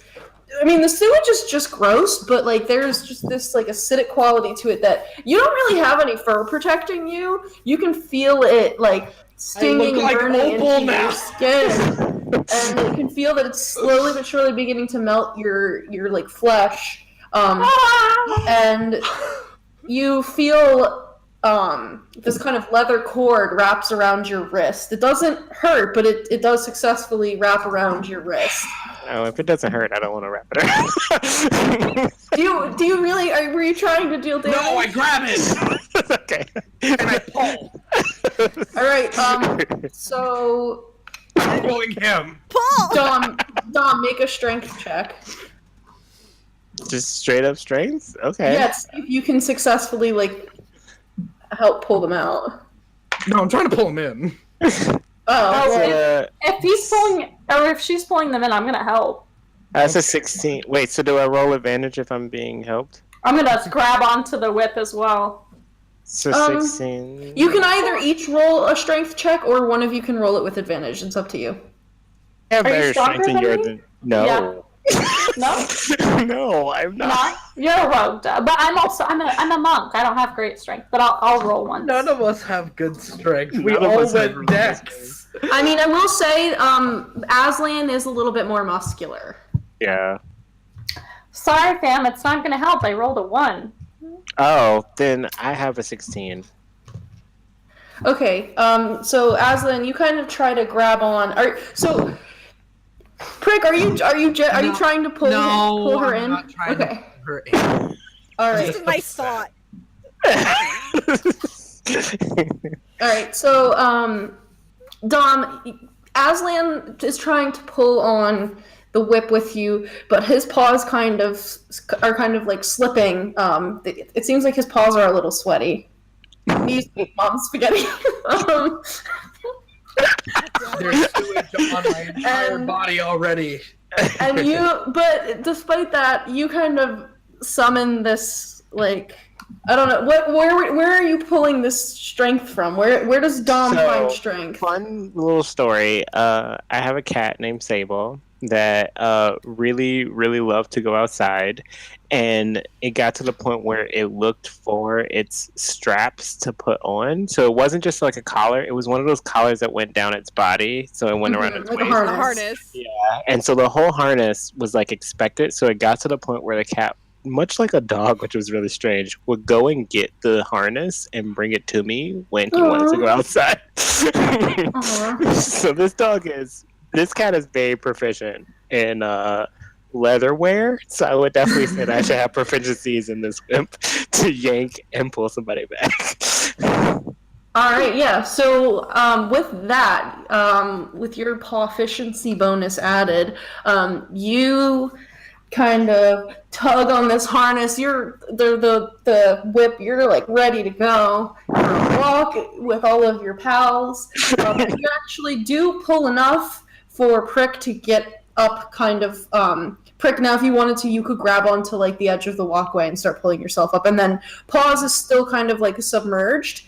I mean, still tied to me, so. Yeah, but like Paws is like right behind you, but like because Paws is behind you, she's like still kind of submerged. But you guys are right there, like you can kind of pull yourselves up. Yeah, Okay. Yeah, so you kind of pull yourself up. The one thing you do notice, you luckily were only in this sludge for a few seconds, but you do see that some of your metal that you have seems to be pockmarked.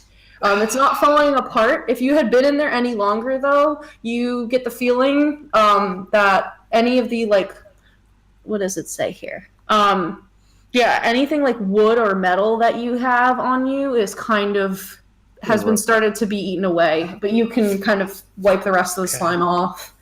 Literally everything I own is metal. So yeah, if you'd been you're pretty certain that if Dom hadn't summoned that bestial vigor, your armor would have melted right off in the next few seconds.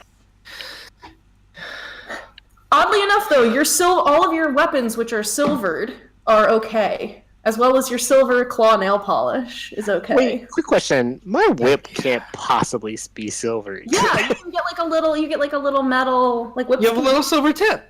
Yeah. So then have, like, that plus the proficiency would have been a dirty 20. Oh wait, do silvered weapons get like an extra? It gets a little bonus for damage, but not for attack. I thought it was just it's a little bonus for damage against things that are weak to silver. Yeah.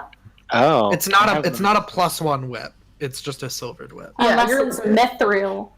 You all have your special items, but your whip is not one of your like special kitty items. Okay. That's what I figured, because it's just a regular whip. The whip and the other thing are different. Okay. But it is silvered. All of it's silvered. I'm going to periodically slop off sewage because whenever I play with you guys, I seem to always get covered in sewage. You get covered in crap. Welcome to the party. I'm gonna use my water skin to clean off anything that I find very important. Yeah, you can. It's easy enough to kind of scrape off the rest of the sewage and slime. Prick, you get a very, very close dom to your face that says, "Is your knives okay?" They're okay because you have them silvered. They're fine. That's good, because we really need your knives, so that's why I kept you alive. And she's gonna just walk away. You say that like all wide-eyed, like, that's why I kept you alive. Aslan's just looking at Prick. Like, I didn't hire her. yeah, I look at Paws. You like, didn't hire her. We both look at Paws. Paws like, I didn't hire her either.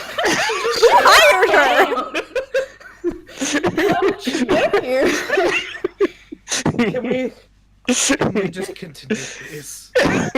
Yeah. So you keep following the tracks, and this continues on for just a couple more minutes, and then you notice the tracks kind of veer off, and off to your left, you can see on the side of this tunnel, there's kind of this cavernous opening that seems to have been broken through, like the stonework, and it opens up into a slightly smaller, like kind of like dirt and like rough hewn stone opening.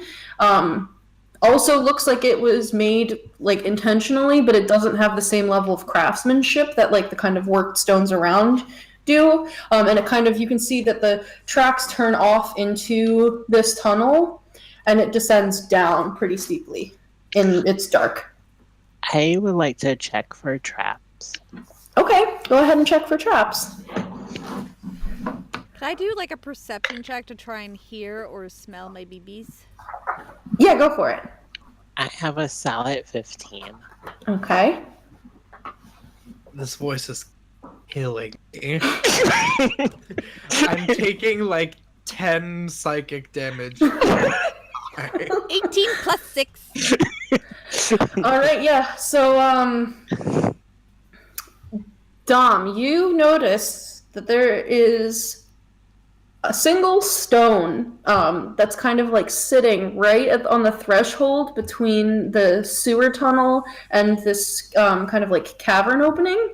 And you get the feeling that like if this is stepped on, any of these like little stones that are right there, that there is some sort of mechanism that would open from like the ceiling above and drop something. No, everybody's behind me, right? Uh-huh. I would like to use, are there any, like, rocks around that I can, like, put in place and move out of the way? You mean like a bigger rock to put onto the stepping stones that are there? I would like to try and see if I can counterweight it and, like, trigger the trap before we go through it. Okay. Yeah, so as you do find, because of how this was cut into the tunnelway, you do find like a couple chunks of stone that are a decent size. Pause. As this is going on, you kind of like sniff the air and you listen, and you can't really hear anything, but you do notice amongst like the horrible smells of the sewer that are almost overpowering everything else, you do catch coming out of this cavern, there is a faint, like, kind of breeze almost, and it has this earthy smell, and within that little breeze that wafts past your little kitty nose, you get the faintest whiff of some of your cats. They are that way. Prick and Aslan, are you just, like, kind of waiting for Dom to deal with the traps? Yeah. We're kind of keeping away from her and just kind of like. Okay, how far away from this entrance are you going to stay? Well, now that you mention it, I think I'm like 50 feet away. Go back into the swamp. No, I'm like 10 feet away.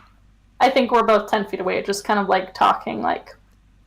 Do you think she got like hit in the head or something? Yeah. Did she not land on her feet? They ate some bad tuna. Nothing I prepared. I keep on going slightly French. I don't know what my accent is. There it is coming out. She definitely came like this. Yeah, I don't know. Oh boy. Yeah, so you have the stones, Dom. Are you gonna put them onto are you gonna kind of like toss them onto the trigger stones to I use my super like opposable feet, and I just want to roll it onto it and then kind of back away. Okay, so you're gonna trigger the trap mechanism, just to clarify. Yeah. Alright. You don't know. You don't know. You roll these little stones onto like the little rocks on the ground, and you hear a click, and you see kind of this stone slab in the ceiling drops open, and a bunch of balls of yarn fall out of the ceiling. Roll a wisdom saving throw. Oh my god, I'm going after it. I don't need to roll. I'm going after it. I have a -1 on wisdom saving throws. I'm going after yarn. Pause. I need you to roll a wisdom saving throw as well, because you were kind of near there sniffing the 17. Alright, you feel this overwhelming primal urge to chase after the balls of yarn that are now kind of like bouncing into the sewage, but you're like, no, I have to find my cats, and you shake it off. Mama Bear, no. I rolled a 7 -1, so I have a 6. I'm going after those fucking yarn balls. Dom, these things look so fun. I'm like so ready for this. And you start chasing down like the tunnel, because they're kind of like bouncing and rolling like down the tunnel and away from like they're not going down into the cavern, they're like rolling into the sewage. So you chase them into you chase them into the sewage. I made a 13. Do I save or no? You had stepped We're back. far enough back. Okay, we're far enough away. Yeah. I'm only 10 feet away. Can I quickly move forward and try and grab her before she completely drowns and burns herself in acidic sewage? Yeah, let's roll a grapple check. So your athletics versus Dom's athletics or acrobatics. Oh, that's super easy. I have a natural 1. So roll. Okay. Yeah, so 13, so... just as Dom is about to chase these balls of yarn into the sewage, you grab her by the collar and yank her out and kind of shake her. Are you stupid? What are you thinking? Come on. You just saw people get burnt.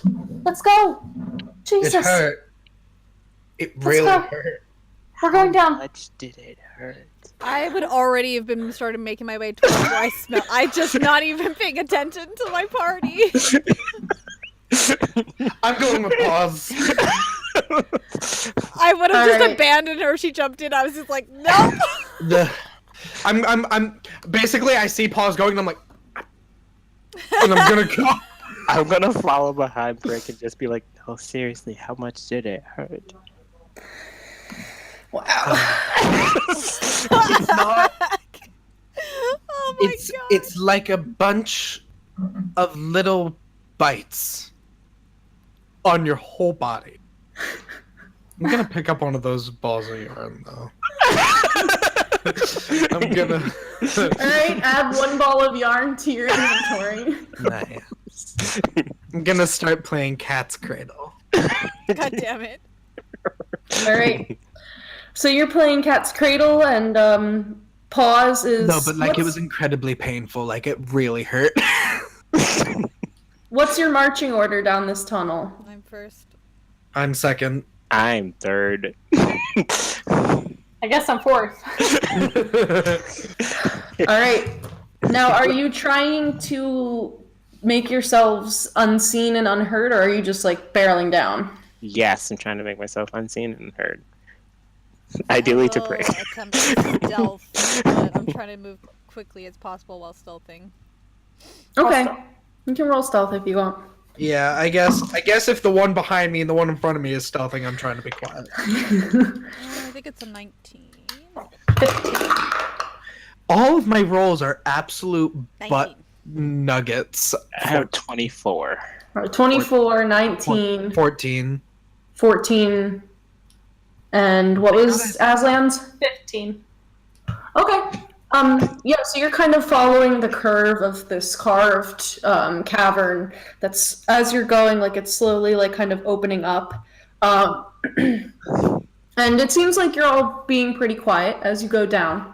And you follow this for a time, and you can still see the tracks, and you're starting to notice, like, more and more of these elongated, like, person-sized, elongated claw prints in the dirt. As you're descending down and down. The cavern around you, it's, like I said, it's kind of just like rough stone that's kind of been carved through or just like packed earth. So it has this musty kind of earthy smell as you're descending down, which is kind of a nice break from the horrible sewage rot that you were dealing with for the last like hour or two. So as you're descending down, the cavern slowly begins to open up wider and wider and wider. And it's just tall enough for most of you to fit in. I'm guessing Prick and Aslan, you guys might be pretty tall. So if any of you are like over 6 feet, you kind of do have to bend down. But, you know, as you're going, you kind of see the tunnel widening.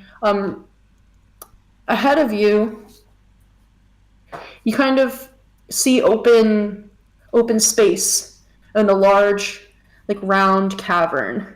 Are all of you in the Roll20? Mm-hmm. Yes. I am now. Okay. So, as you come upon this large round cavern, you kind of look around, and you see more worked stone, but the way that this stone has been carved seems very different from the way that the sewers were carved. This cavern, like I said, it goes all the way around and kind of has a high arched ceiling. And the tunnel entrance is kind of this perfect curve into the cavern. You can see all the way around, about 5 feet wide, ringing around the edge of this cavern, is just a kind of moat or like trough all the way around of that bright green slime again. And you see in the ground, the smooth stone in the middle, there's kind of these thin channels that are kind of like swirling in towards the center. You can see as you look out, to like the left and right, you do see 2 stone columns, and there are beyond those against the far wall, like 2 more little entrances. One of them seems to have kind of caved in, and the other one just has like a basic kind of metal grating over it. But what really catches your eye at the far end of this cavern, the stone on the opposite side on the ground is slightly more raised up. It's just like a kind of slight hill to it. And in the center, you see what sort of looks like a bird bath in the middle almost. It's kind of the simple stone stand with like a round kind of disc or like dish on the top of it. And you also see off to the left and right of this are these kind of stone platforms, and on top of them are small cages, and you can see all of your cats from the cafe are in the cages. Some of them are kind of curled up in the backs of their cages in fear. You can see other ones are kind of puffing up and growling. Occasionally you will hear one of them kind of like yowl. As you're kind of standing in the doorway. You haven't entered the cavern yet, but that's what you see. Okay. And there's sort of the acid is like giving off this like unnatural like green glow. So there is like dim light in the whole cavern. Can we make a perception check to see if there's any rat people? Yeah, you can. I want to make a perception check for rat people. Yeah. Rat people. 15. 21. 19. Natural 20. Okay, yeah. So +6. I can count the eyelashes on my babies. Yeah, that's basically like she's hyper focused on. yeah, that so area. between the 4 of you do see that kind of skittering, like kind of behind the 90, almost like if you imagine like the circle, if you're like at the bottom off to the side here, there is another like hole with the grate, and off and to the side in there you do see that there are some small rats and large rats, and the only person who you do kind of notice some sort of movement behind the stone stands that the cats are on. It seems like it's coming from a larger creature than just like the giant rats or the small rats, but it's kind of hard to see what it is because this cavern is like 5, 10, 15, 20, 25, 30, 35, 40, 45, 50, 55. It's like 60 feet away, so it's like a little bit harder to make out. It's just at the edge of like your like vision. But you see movement over there, and it seems from a larger creature. Okay. I know if there's any bolts in this crossbow that I have now. Yeah, you would have picked up like the bolts that were with it. It comes with like 7 bolts. I'm not doing anything yet, but I'm just notching the bolts. I'm drawing my 2 rapiers. Okay. You said it's about 60 feet away from me? Yeah. Pause. I'm sorry, fam. Pause is in Mama Bear mode, so she's casting Spiritual Weapon on top of that thing. I don't know what it is, but it's gonna be. Oh, you're attacking too? Oh yeah. I would draw an attack as soon as I saw somebody else attack. I would be run. I would run in. Because no if one we're else not, saw if we're not this planning thing. this. I'm not running, but I'm just firing. If Pause is the only one to see this big thing behind. Would you say anything? Yeah. Well, how's your spiritual weapon happen? My spiritual weapon looks like a Burger King crown. Do you like summon it? Like you say something or you look somewhere? I'd say that you would probably see her holy symbol like on her chest start to glow and her eyes glowing in the same similar fashion. She looks like she's raging, but she's not because she's not a barbarian. But that's basically you just basically see You this just like really want to be Bubbles. I just really want to rage. They took my babies. All right, so I want everybody to roll initiative, and then we'll do this. We'll do your we'll do that after we get the initiatives going. Ooh, 22. That's 20. That's beating the road. 18. 15 plus 8. 3. 8. Give me one 8? second. That's with everything? It's just initiative. Do you have like initiative bonus? Like, No, if you it's just use your proficiency All right, bonus. 25 to 20. 22. 20. Okay. 8's not horrible. We just have been rolling really freaking well tonight. Yeah, that's true. I haven't. Let me get it. Almost everything has been above a 10. Yeah. Well, we are level 5, so we have like plus 6s. All right. 20 to 15. Also 18. 20. Okay. So.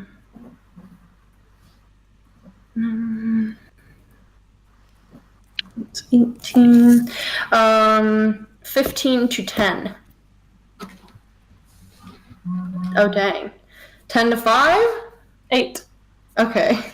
That's not that. I love how it's like, and And that's I mean, we're like all like really we're all like high. around 20s. Yeah. very lucky rolls that because it's only like usually a +1 or 3. So Yeah, I have a plus 3. I rolled a 19. Most of the rest, everyone in this party is pretty dexterous. Yeah. Very. I mean, it's part of just that Tabaxi lifestyle. All right, so this guy. All right, everybody, claws out. Ugh. Claws. Yes! Play clocked out! I'm holding my crossbow, but it's just like claws just come out. Yeah. Cataclysm. Yeah! Oh my god! It stopped! I'm so happy! I told you I watched Miraculous. Have you watched the finale? Oh, sorry. Okay. All I right. need to. So, hold on, let me move these tokens, and then I'm gonna. Oh, I haven't had my music on this whole time. I'm so stupid. Also, I can't see anything on the roll 20. It's just black. Yeah, Because it's all black. roll 20 is Hold on. roll 20 is unavailable right now. yeah, it's not working for Hold me. on, let me I got the move my I got the guys music. and reveal my guys. You're probably still I in it, but can't if you refresh it, it'll kick you out. It'll say services. I was kicked out. Yeah, it says bad time gateway timeout. Oh, okay, yeah, because I'm still in it, so I have music. Yeah. How do I take the fog of war away? So you click. There's a little eyeball section on the side. You click that, and it says reveal areas. Just reveal the whole screen, or reveal however much you want to reveal. There we go. I can see. Can you see it now? Yep. Oh my god, our character tokens. All right. Me and Lip are blind though. I can't see. Yeah, it's not we're blind. working. Get this guy. Here, I'll screenshot it for you Thank you. and put it in our Discord. Thank This is you. what we're looking at. Wait, so if you refresh the page, is it still? Can you hear the music? I can hear the music. We hear the music. They Yeah, can't. I would suggest they not refresh it because I think if you refresh it, That'll mess it up. Yeah. Just leave Yeah, it. I'll just give you play-by-plays. So I cute. can't believe I forgot about this music the whole time. Jeez, I mean, it's Louise. okay, but now we're You're fighting. fine. Yeah. So everyone knows. How adorable we are! Okay, so surprise round. Pause. You are summoning your spiritual Burger King crown. And does it say what the damage die is for that? Like on the spell Yeah, description? Like it's- if you go into it. 1d8 force damage plus my spell casting ability modifier. Okay. Yes. Are you gonna attack with Yeah, it? I will roll to attack, Alrighty. which I think is. Danica, try again. Wait. How do I? There we go. Oh, no, I don't want this one. I want this music. 18 plus 6 to hit. Yeah, that'll hit. Okay. So Roll for damage. 12 damage. Okay.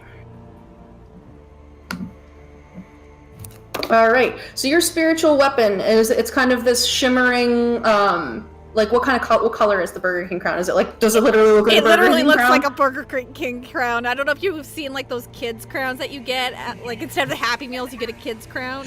The brown Yeah. one. It's like a brown and gold. There's some like red trim. Yeah. So this Burger But King it's sharp. crown, It's not made of cardboard. yeah, it bamps into existence and it kind of rolls over the shape that you saw. And you kind of hear this like sound. Is there anything else that you're doing on your turn? That's my bonus action. Oh yeah, you have like a surprise run because you like did this like. Right? Yeah, this is before the initiative order. Okay. Then as my action, I will shoot it with an arrow. Okay. Roll for attack. 11 plus 6. So 17. Yeah, that'll hit. Roll for damage.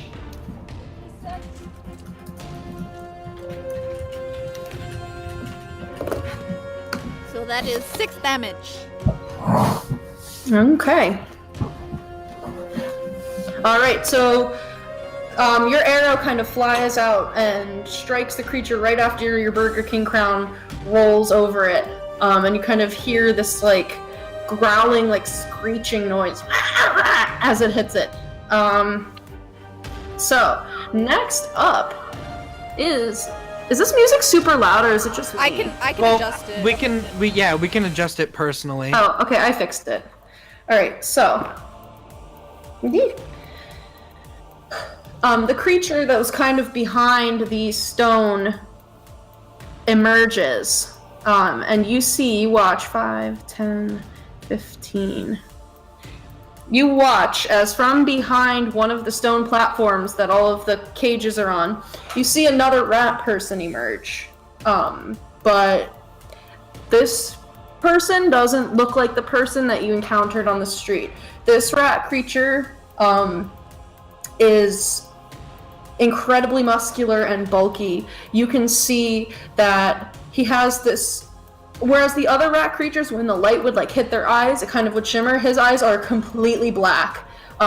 His face is covered in scars, and you can see like part of his snout, like the lip has just been ripped away, and you can just see these horrible like yellow fangs and these massive front teeth. His clothing is shredded and torn, and you can see there's almost like these unnatural like lumps of like muscle and flesh all over his body as he steps out. But the thing that really catches your eye is that he is covered in greenish gray spines emerging from his entire body. He's just this barbed rat person. And you can see he is wearing this very shoddy, like roughly cut wooden crown that's kind of sitting askew on his head. And he looks out to where you are from where you summoned the spiritual weapon, and he kind of like, well, what's that saying? Curiosity killed the cat? And he's Cat's gonna going... kill you. We'll see about that. You think you guys are so special killing all of my rats? Well, I have help now, and we're gonna take over this city. Oh my god, we're saving the city from a rat invasion. He is going to reach out he's kind of got this like grayish pink paw. He's going to reach out, and you watch as this kind of like purpley black. Why isn't it repeating the dang music? What the fuck? There we go. This pulse of like greenish gray energy forms in his fist and is going to blast out at you, Paws. He's going to Eldritch Blast you. And that's a natural 20. Okay. Not the cleric! Oh gosh. Okay. So the first one, you take 18 points of damage because I rolled a 9. The second one, okay, 9. Does an 11 hit you? No. No. Okay. So the first blast kind of comes out, and this hits you in the chest, and you kind of stagger back as you feel this like forceful energy collide with your body. But luckily, you can see now. Now that you are expecting it, the second blast, you're able to kind of dart underneath as it comes at you. And that's he kind of lets out for his bonus action like this horrible screech, and it echoes throughout the whole cavern. And that's his turn. So next up, we have Prick. Okay. Seeing Paws get totally blasted, I'm just going to run full sprint here. Oh, why can't I ping? Hello? Is there a way that I have to allow There, that? right there. Oh, okay.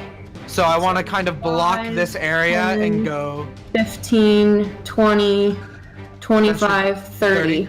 Right Yeah. there. Oh, Okay. well, can I no, I'm still blocking. That's fine. Cuz I'm in range to attack big jerk Yeah. anyway. All right.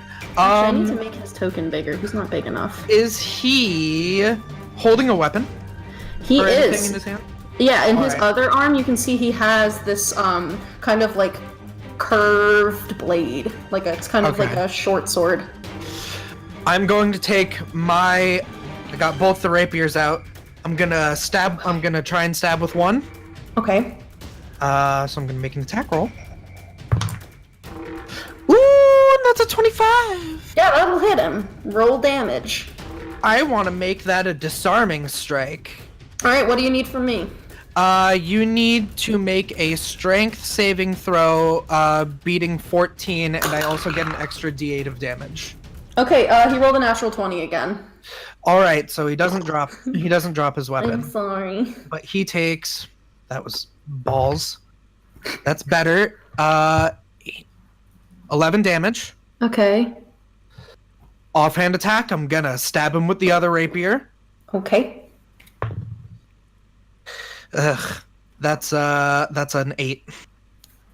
Okay, the 8 unfortunately does not hit. You go to hit him with the sword, and he just like I said, he just kind of has these unnatural lumps of flesh all over his body that these barbs and spines are protruding from, and you kind of the blade sinks in, but he just doesn't even notice it. It doesn't seem to have hurt him at all. Extra attack feature. I'm stabbing him a third time. Okay. That's a natural one. So that one. Okay. Also misses. Oh. Come on! So you go to hit him again, and it just completely you just misjudge the distance. It just cuts through the air. I'm gonna. Fuck. Whatever. I'm action surging. I'm just gonna attack him again. All right, go for it. 12.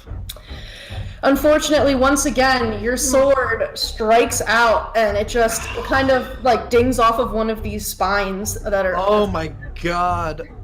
If I action surge, do I get the extra attack feature? Yeah.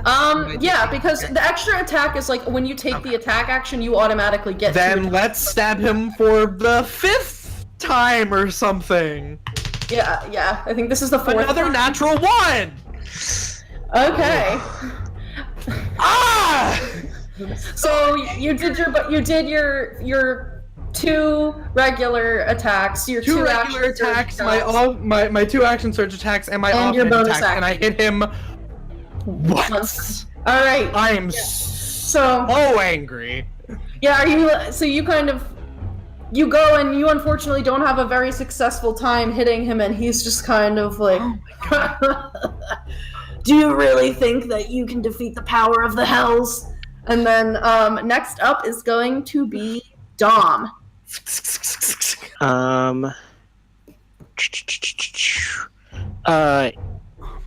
That pillar that I'm looking at, that's a pillar, right? Yeah, those gray circles are pillars. How far away is that?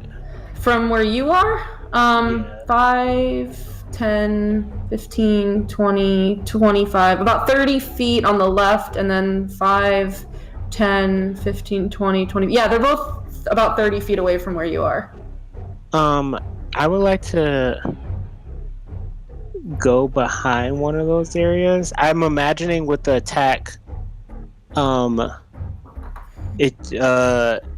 Prick just went straight ahead towards it, right? Mm-hmm. Yeah. So I want to just kind of like off kilter the one that's like away from where Prick went towards it. So the one on the right? Yes. Okay. I'm going to use, just in case, I'm going to use my bonus action to hide. And then... Okay, so because you guys were perception checking, like, before you went in, you would know that on the right side there is another, like, opening there, and there were, like, creatures scrabbling around in that opening, like, right near that pillar. So this is not just, like, a blank pillar, there's a pillar with a bunch There's a pillar, and then in the middle of the cavern, but then along the wall, about, like, I guess that's, like, probably 10 feet away, there's another, like, opening, kind of like the one that you came out of, and there were creatures in there. Oh, that's fine. I will let them do what they will to me. Okay, as long as you are just, like, aware. Okay, so yeah. I want to So try roll and get for out of the stealth. sight of the big one. Yeah. Stealth. 18 plus 9, 27. Okay, yeah, so you think that you're hidden pretty well. And then I want to make an attack at it from behind the pillar. I want to just shoot one of the notched arrows that I have. Alright, go for it.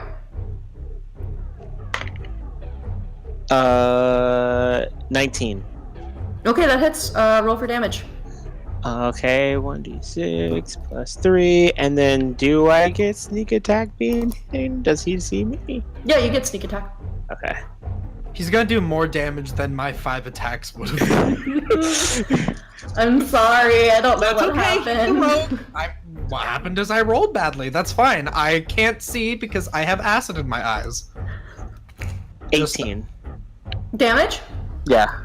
Okay. Okay. So you kind of peek out from this pillar and you shoot the crossbow at what you can only assume is now the Rat King. The bolt hits him in the arm, and he just looks at it and flexes, and it shoots out, and the wound closes up. Okay. Yeah. Well, Oh, that's my turn. that's nasty. You want to make an intelligence check? Sure. Is someone buffing him? Is it that little jerk back there? You don't see the little jerk. I don't see the little jerk. 21. Okay, in your strange travels through various dungeons, and I don't mean the kind that are, like, full of monsters, I mean different kinds of dungeons, you've encountered lycanthropes before. And you would know that if one wanted to inflict pain on a lycanthrope, were-rat.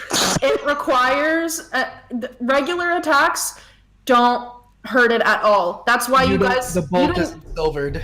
You didn't, so, Mm-mm. and now you're kind of connecting the dots. Those rats that the other businesses around kind of hired you guys to rats. kill could only be hurt when you got your silvered claw nail polish and your silvered weapons. Were-rats! Oh my gosh. Oh my god, Victoria. Alright, Alright. do you have anything else? No, I can't do anything else. Okay. Next up is the little asshole. And he is gonna kind of come out in 5, 10, 15. And then he's gonna kind of boop over here to the side. And he is going to attack Prick. Let me get my little document up. Where's my little document? Here's my little document. Alright, so you see this rat creature that looks kind of similar to the one that you guys annihilated in the street. He's got kind of like thin brown fur. He's not this like beefy spined mass like the other one. He kind of looks like the one that you killed on the street, just like he has brown fur. And he's gonna kind of run up. He kind of sidles by. He edges on past the Rat King. and he is going to take his rusty short sword, and he's going to lash out. He's going to lash out at Prick. So that is a 9 to hit.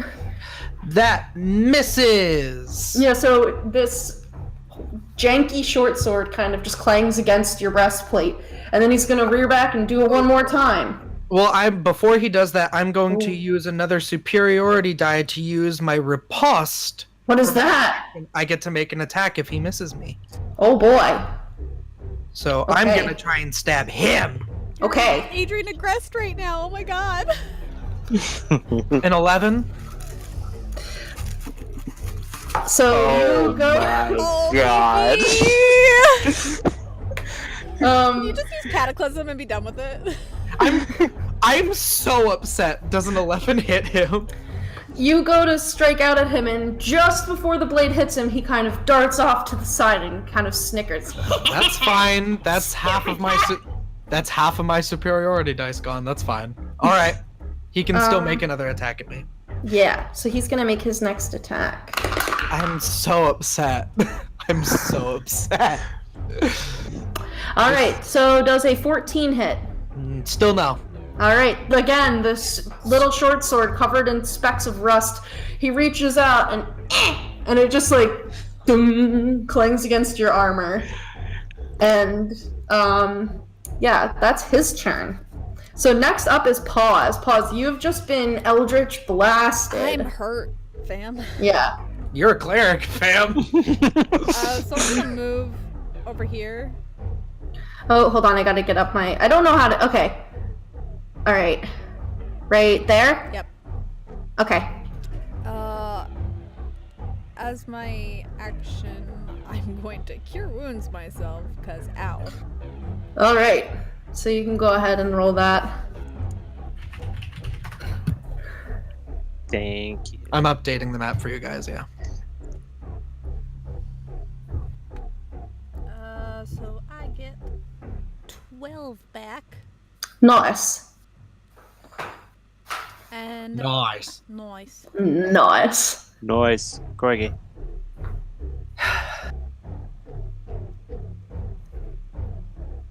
Okay. And as my bonus action, my spiritual weapon's gonna hit the king again, because that's who it's closest to, right? Yeah, it was like right.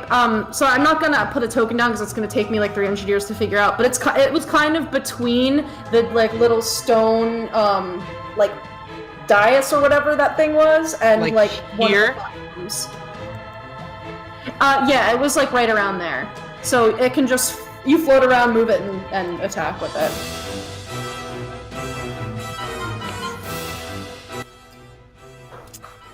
I think that hits because it's a natural 17 plus 6. Yeah, that'll hit. Roll for damage. At least you can hit it. My Burger King cat can. So another 12 damage.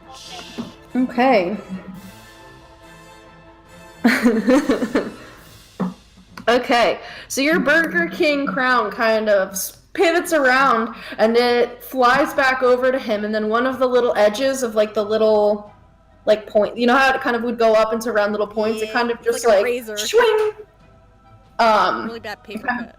Yeah, flips around, and you watch as like this radiant energy like cuts into his flesh, and this kind of like very Icarus, like reddish black blood begins to seep out from the back of his shoulder, and he kind of growls at you. Are you doing anything else? That's it. Okay. So next up is Aslan. Yes. Thank goodness. Okay. Get up in here with me, please. Okay. So if you tell me where you want to move, I can move your tokens and stuff. Perfect. Okay, I'm gonna run up to the. I'm a little more worried about the Rat King than the little guy. I can handle the little You guy. can get to the Rat King, and that's 30 feet. You have 40 feet of movement, so you're Gucci with that. Right. Right. I'm gonna run up to the Rat King, right, like in the space in front, but next to Prick. Yeah. I'm gonna fucking do my 2 attacks. Okay. And then I'm gonna do a, I believe, is a stunning strike. Yes. Stunning strike. That's what I need. Yes. Well, all right. Yeah. So stunning strike, I think, is what a whiz save against your key DC, which Well, is on the just- spell page. I'm just looking if it's when I hit another creature with a melee attack. I can do Yeah. it. So you hit it first. you have to Alright, hit, so- but you can choose once you hit to make it a stunning strike. Yeah. So I'll just do my first 2 attacks, Okay. and then I'll do. I can do on my. I believe it's my bonus action. Mm-hmm. Another 2 attacks. Yeah. So you can Yeah. hit like 4 times. Yes. And anyone you can actually make a set. Yeah, you'd want to make the first one you hit, you'd want to make the stunning strikes that you get advantage Right. on everything afterwards. Okay, so the first one is 18. Yeah, that'll hit. Roll for damage. So they, Okay. And what is your key And then- save? My key saving It's on throw the spell page. is on my spell page. It is 13. Wait, but is it wisdom? Okay, it's wisdom. Yeah, it's 13 13 was save. plus. Okay. So you go and you punch out at the Rat King. Trying to get right up under that oblique, trying to get like some pressure point. Nah, punch Yeah, him like- right in his rat. in his rat liver or something. punch him right in his Rock rats.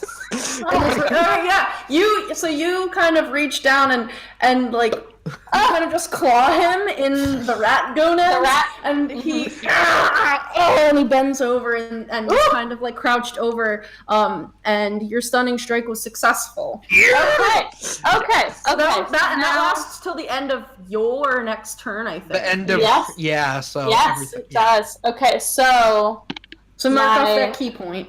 yes. I now have 4.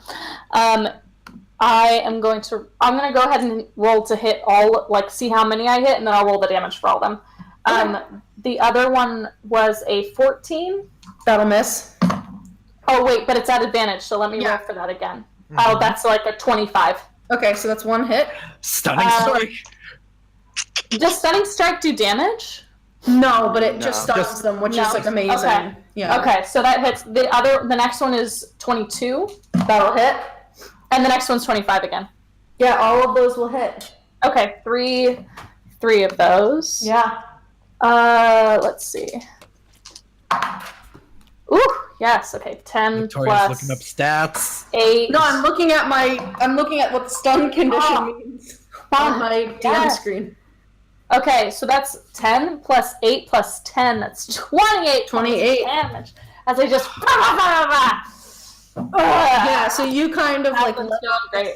let out this kind of very leonic, I don't know if that's the adjective for of a lion, but it is now. You kind of roar, and after the gonad strike, you kind of just like, you claw, because he's brought his head down, because he was about like 9 feet tall. His head comes down, and you kind of scratch him across the face, adding to the myriad of scars he has. You kind of bring one of your knees up and hit him in the abdomen, and he just doubles over even more. And then you kind of hit him in the back of the head with an elbow, and he's kind of like, I'm going to. It's my drunken technique. I'm gonna look over to Prick and be like, "Losing your touch, friend," and I'm gonna disengage, like give him a little winky wink finger gun, broy, and then I'm gonna like disengage with my drunken master,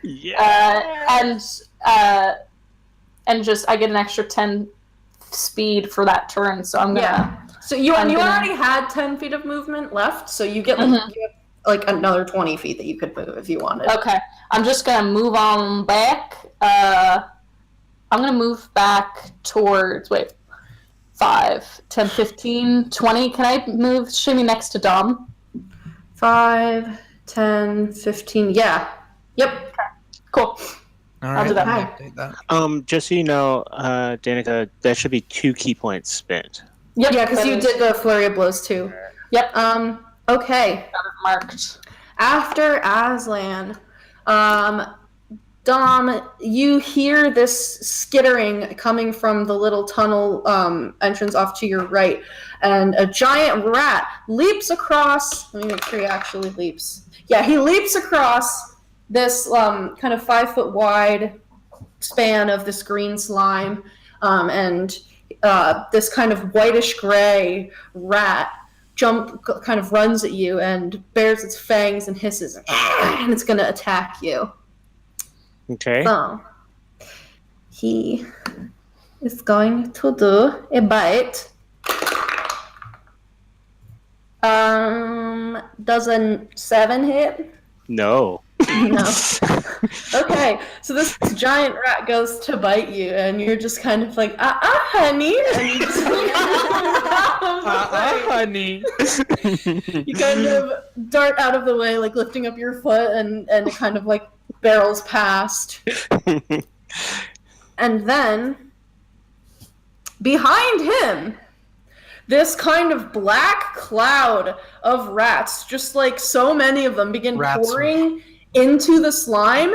And you can see, like, as the rats are falling into the slime, they're slowly burning and disintegrating, but the other rats are like climbing over their bodies. So This is so gross. Victoria. This makes me think Hilda. Was this inspired by Hilda? I don't know what that is. What's Hilda? Oh, okay.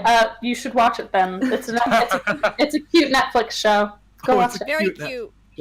Yeah, so this swarm of rats is going to, after they kind of ferry themselves across on all the other rats, is going to run over, and they're going to get all up in Dom's business.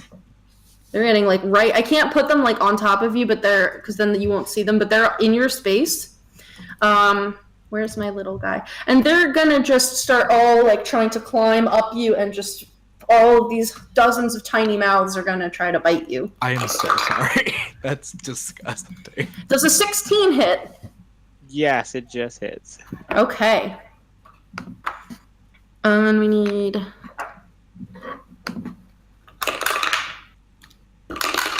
Please tell That me if any of you is need healing. 6 'cause- points of piercing damage as you feel these dozens of tiny little rats just kind of latching on, the teeth piercing through your leather armor. And they're kind of like almost like dangling from you now as they're just like pursing up your body. I am going to use my reaction to shimmy across, and I'm going to half that damage to 3. Okay, are you doing, is that uncanny dodge? Or? Uncanny dodge. And that's the Which one I'm for sure like, is one of his favorite abilities. Yes. yeah, so that goes down to 3 points of damage. So you're kind of like tiptoeing over the rats, like, nope, and you kind of shake some of them off. Okay, back up. What is with this freaking music, man? You have to click Sorry. the button beside it to make it repeat. Okay, I got it now. I'm sorry. I'm bad at technology, guys. Okay. You're Back doing a up to good the job. top. You're doing You're fabulous. This is multitasking, amazing. we totally understand. Back up to the top. The Rat King. He is Stunned. clutching his rat nads. And that's Yes. what he does for his turn. Yep. Good. Prick, you're Good. up. All right. Hopefully, bolstered by the taunting from my still friend, but walking on thin ice. Your frenemy, your rival. I'm gonna do one more. I'm gonna do one more stab into the Rat King. This time at advantage. Okay. Will it help? Find out. Natural 20. There it is. Woohoo! All right. That's also gonna be another disarming strike, and he fails strength saves Yeah. automatically. So he draws Yeah. his weapon. The only thing Yeah. I will say is that he's only stunned until the end of his turn. Until No, the my- end of my next Danica's. It's the end. It's the way that it's supposed to work, I believe, is until the end of the monk's next turn. Yes, Okay. because my monk just did this to me in the last session and almost killed a dragon way too easy because it's stupid. Okay, but so it's okay. I'm using it now, so it's a form of therapy. so I double all the dice rolls, so I rolled an extra D8 because of using disarming strike. 6 and a 4, so that's 12 and an 8. So 23 damage for that All right. hit. And he drops his weapon. Now I'm angry. Okay, yeah, so Extra- you kind of, your sword, like, it just kind of crashes down right into, like, the little tendon there, and just as, like, a muscular reflex, as he's kind of like, ugh, you watch as the sword kind of clatters to the ground as his gnarled hand releases it.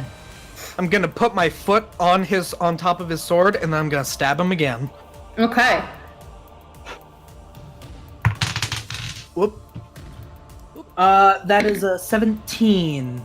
That hits. All right. Now I'm feeling it. You had to warm up. Another 8 damage. Okay. And let's put the offhand into him as well. So 3rd attack. Okay. And that's going to be an 18 to hit. That'll hit. And that's another 6 damage. Okay. So. Yeah, 23, 8, and 6. All right. Yeah. Now I'm feeling a little better. Thank you, Danica. Yeah, so, after you kind of cut into his arm, you pull the sword out, you shove the other into his abdomen and bring the other around to cut his other arm. And he's kind of grunting and squeaking in pain. You're definitely hurting him. Are you done yet? I'm just like yelling at him while he's holding his nads. Are you done yet? All right, next up is Dom. I am going to I'm going to reach into my pocket and I'm gonna pull out the secret sand that I found in Paz's old cabinet, and I'm going to blow some dust, and I am going to cast color spray on everyone in front of me. All right. Let's see here. That is roll 60. Wait, what? Color spray, like you roll the dice and then you have to hit. It's like it starts with the creature with the 60, lowest 10? hit points, and then, like, if you fill up their whole hit points, they get blinded. I believe, if I'm remembering that right. Yeah. Cool. I don't have 60. I do have 60-10. Give me 1 second while I get 60-10. You could just roll 60-10 on roll 20. I could. That's 8, 16. But it's so much more satisfying doing it yourself. 16, Of course. yeah. 20, 29, 35. Okay. 15-foot cone originating from you in ascending order of their current hit points. So, let's see. Yeah, what was the number? 35. All right, so yeah, you watch as this kind of like what does it look like? What does your color spray look like as it hits the? It's like that like in Indonesian like race kind of like parade dust that's just like super colorful, but it just keeps changing colors as the cloud kind of gets bigger and bigger. All right, yeah, so you blow this iridescent like kind of powder all over to like the swarm of rats and the giant rat that's attacking you, and you watch as the dust kind of settles into the eyes of the giant rat and pretty much all of the little rats around you, and they are kind of like shaking their heads and squeaking, and you have successfully blinded the entire swarm and the giant rat. Cool, and I don't think I can do any. I can use my bonus action to. Can I make an armed attack? It would be a disadvantage, right? What, to claw at the swarm of rats? Yeah, or anything that's near me, just to get out of my way. I mean, so I'm pretty sure the bonus action to it, you don't have an attack bonus action, do you? I don't think so. Yeah, no, you wouldn't be able to do that because you just cast a spell. Then I will just use my bonus action to disengage with these freaking rats, and I'm going to. I can't see anything of where I'm going. Imagine being crawled on by rats, and it's like I'd like to disengage just from like this situation. no. Just no So you take advantage of the fact that all of these rats are now blinded. You kind of slap them off of you. And where would you like to move? Okay, so looking at the old image, I would like to, just like because it's badass. Wait, the lion is okay. I'm looking at the wrong image. The two rats are in they're not in the exact right place just because I can't put their tokens on you. Right, but I'm alone essentially at this pillar. Aslan's next to you. Oh, then yeah. If Aslan is there, I'm just going to scoop on by Aslan to the other side of that pole. I know that I'm right. You're gonna work the pole. Yes, I'm gonna work the pole and just have Aslan be like, "You got this, bruh." Okay. Yeah, you get around to the other side of the pole. All right. Next up is the other were-rat, and he is going to just try to bonk you with his short sword again, prick. Ooh. So, does an 18 hit? Oh wait, that's actually a 20. Does a 20 hit? Yeah, 20 hits. 20 hits. 20 just. Okay. 20 just misses. Alright, you take 7 points of piercing damage, piercing damage as he kind of stabs into you. And then he's gonna do it again. Okay, this time he rolls a 12. So I'm assuming a 12 doesn't hit. Ink. Sorry, what doesn't hit? 12?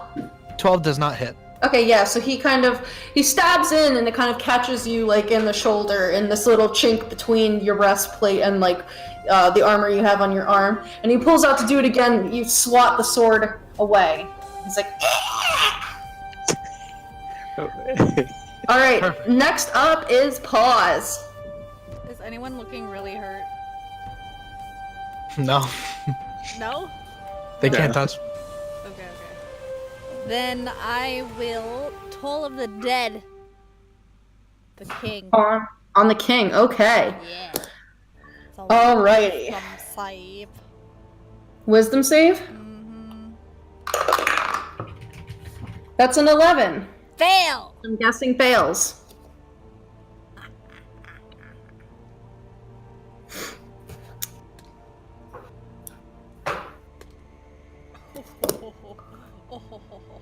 So that's 23 damage!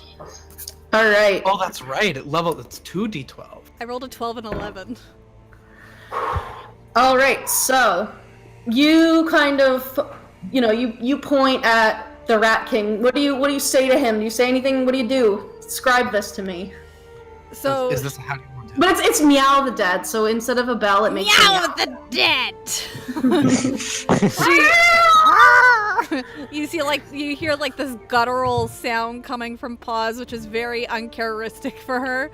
But as she looks at him, she's like, "You've messed with the wrong cats," and she will just aim it straight. If he had a third eye, that's where she's aiming it for. Okay, yeah, so you hear this, you let out this growl, and then all of a sudden in the cavern all around, you kind of hear this loud growl, and this necrotic energy flows forth from you and slams the Rat King in the forehead. He's still kind of doubled over there, and you kind of watch as the flesh on his head begins to slough away and melt off. He falls to his knees, and he's down, and he's kind of looking away, not at anybody in particular, and you kind of hear him say, "No, not like this." I'm not done yet. Oh. Spiritual boy. weapon. Okay. And Burger King, crown him. Yeah, I'm gonna crown it. Basically from the third eye, I'm just gonna put the crown on top of his head, and I'm assuming there's a razor sharp edge to this crown as it just smacks down on top. Oh, I was thinking roll to an attack. upside down. I was thinking an upside down crown, just. Yeah, that too. Oh. Whatever the sharp point is. Yeah. Get him. Okay, End his 16 life. plus 16, 6, I think? Prick has a personal vendetta. Yeah, It's 16 fair. plus She 6. deserves it. Yeah, that'll hit. Roll for damage. Crown him. Spiritual weapon. He's the Rat King. Crown him. He wants a crown. Crown him. Game of Thrones him. That is 10 damage. All right. How do you want to do this? I'm so happy for you. I'm going to knock his crown off and just impale him with my spiritual weapon, and I just want to core him from the top down. Oh, All right. So as he's kind of like slumping down into the ground, you take your spiritual weapon, which kind of shrinks down in size, and the crown pierces down onto the top of his head. The skull and bone was already becoming exposed from the rotting flesh of Yirmial the Dead. It digs in and you hear the crack of bone and the squelching of flesh and gore as the crown completely cuts through his body. And as the crown is kind of pulling through, the tube of flesh is going with it. And Yes! it comes out the rear end of the Rat King. With his tail is like on the little flesh tube, and it kind of just falls out, and he kind of and he watches his lumpy I keep eye contact the entire time. Yeah, you're looking into these like infinite black orbs of his eyes as this happens, and he kind of slumps to the ground, unmoving. I will look at the guy that was standing beside him. I'm like, you're next. He's kind of just like, That's my turn. all right. So next up would have been Aslan. However, at this point, you see the body of the Rat King lying motionless on the ground, and it begins to kind of ripple. The flesh begins to bubble and burst forth around these barbs and spines. It begins to melt away. Hold on, let me change the music here to something like crazy. Is there a phase? Is there a phase 2 to this boss battle? And out from the body, as the flesh is kind of melting and bubbling and popping away, you watch as from the husk of the Rat King, this long-limbed, strange, greenish-gray creature pulls itself out. It's covered, you see that it's kind of got these long, elongated limbs, and it's head to toe just covered in these barbs and spines. And it kind of looks at you and just, you see like flame crackling on its hands. And it just kind of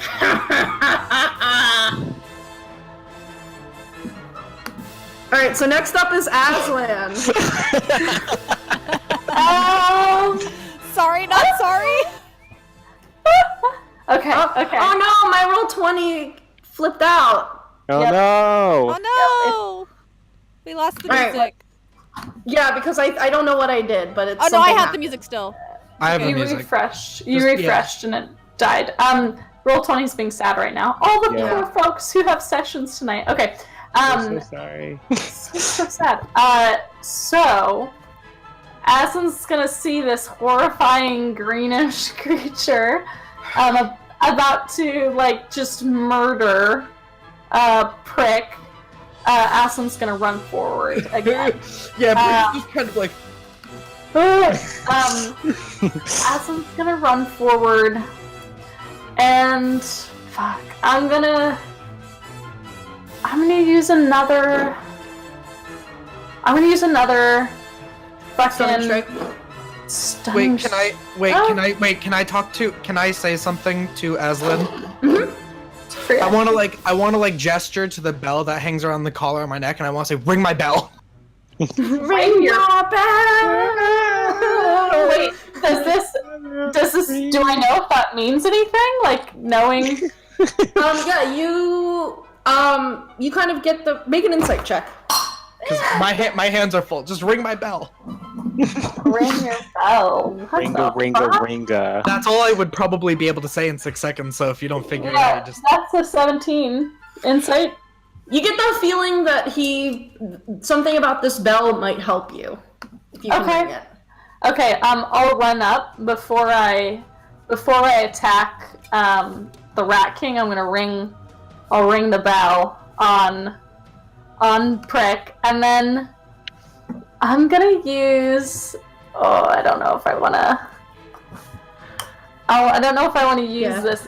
So Ink, I made a slight mistake on the text of yours. It's a bonus action for the bell. Oh. Okay.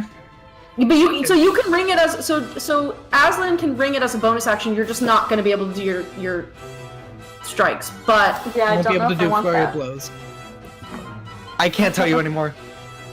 I don't know if I want to give up my bonus action for that. When I know that, would you not be able to use your bonus action? If I use my bonus action to ring it, that's just one of. I can't use one of my attacks because I do 3. It's up to you. Okay. I do 4. So I'm gonna. well, You will be able to do. Yeah. Dude. you get the Trust- sense that he really wants you to ring it. Do you Hi. trust me? I'll use my bonus action and I'll ring the bell on him, and then I'm gonna use two attacks on him. So as you reach over and you kind of tingle the bell. At first, you just hear a slight tingling from this little. He has this little collar on with a little silver bell hanging from it, but it doesn't stop ringing, and the ringing gets louder and louder and louder until it's filling the room. But it doesn't seem to bother any of you.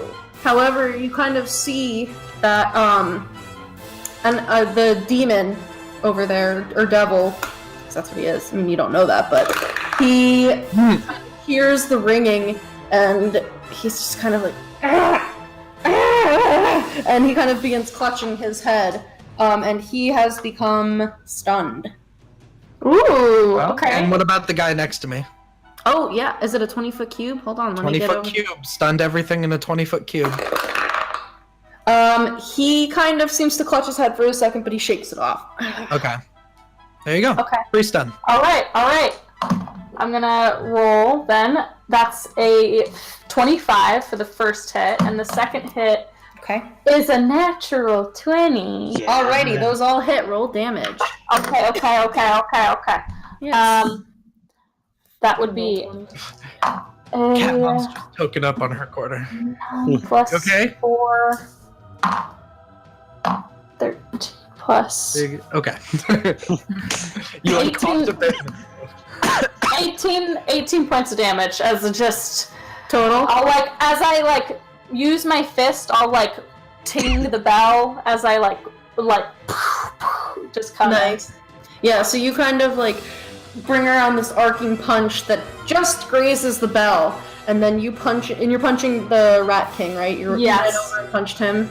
Yeah, just slamming his head down, coming in an uppercut. Did you roll with advantage for those attacks? Yes, I did. Okay. Natural Yeah. 20 for Okay, the second cool. one. 18. Alrighty, yeah. So you just completely clock him in his spiky face, and he's just kind of. All right. Let me do. Next up is the big rat. So the big rat. Oh, okay. There we go. Launch game. So the big rat is gonna kind of skitter around the pole to where Dom is, and Wait, which big rat? the giant rat that was over by where Dom was, in the Okay. by the pole. Yeah. Okay, gotcha. And it is going to try to bite Dom.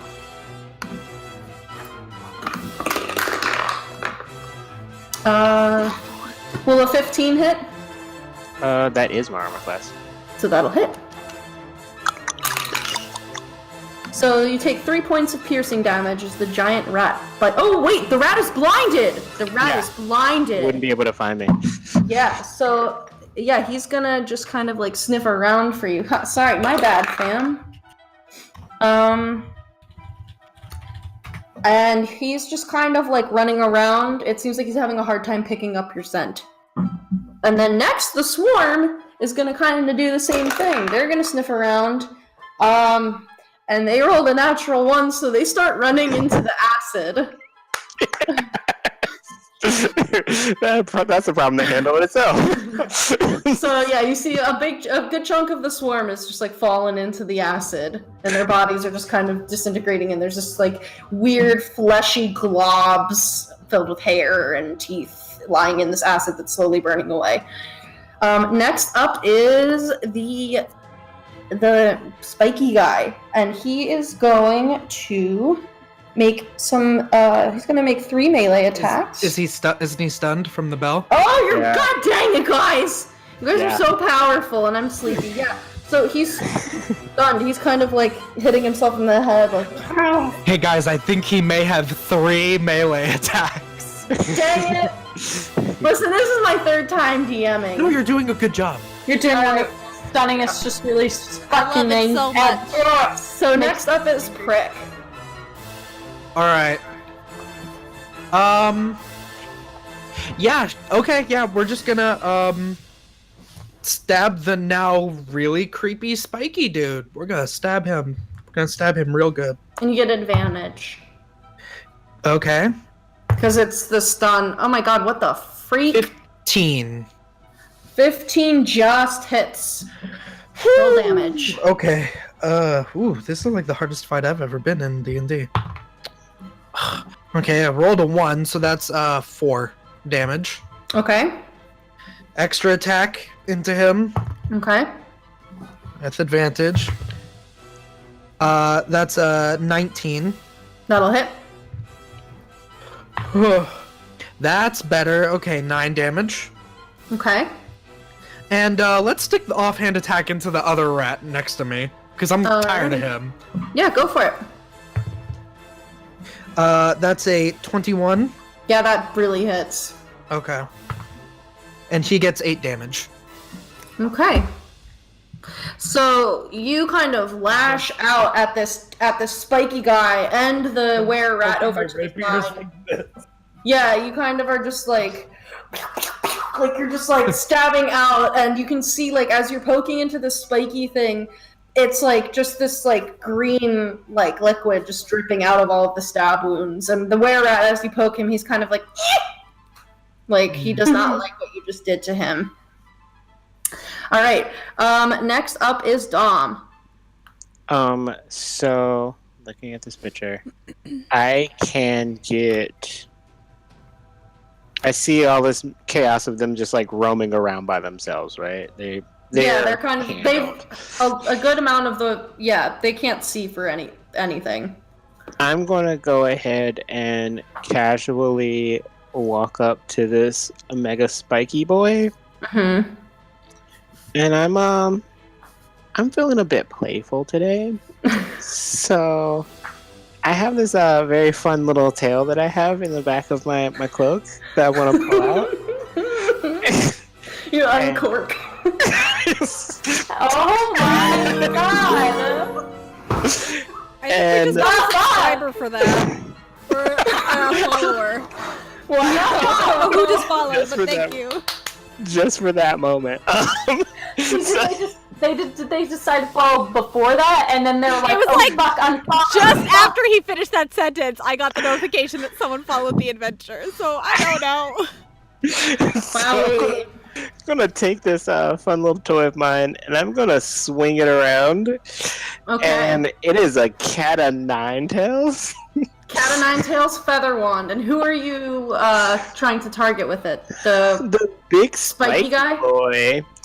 And Alright. I'm gonna say, who's a good boy?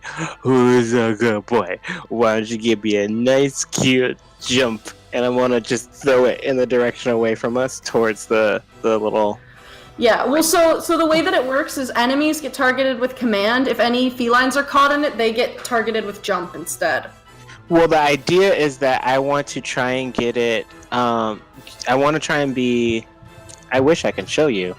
But I want to you be... You could hit Aslan and Prick with it, and also like probably the two bad guys there.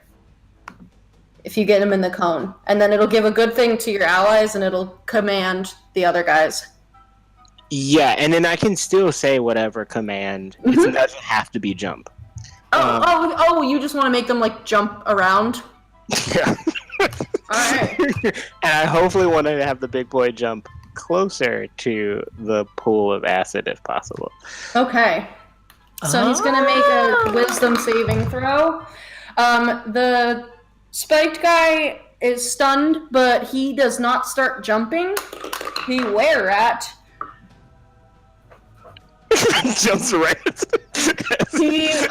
he begins jumping. Now for Aslan and Prick, you feel very springy as Dom waves this wand at you, and part of you kind of wants to like jump at the wand, but part of you just like feels like you could just jump really far in general.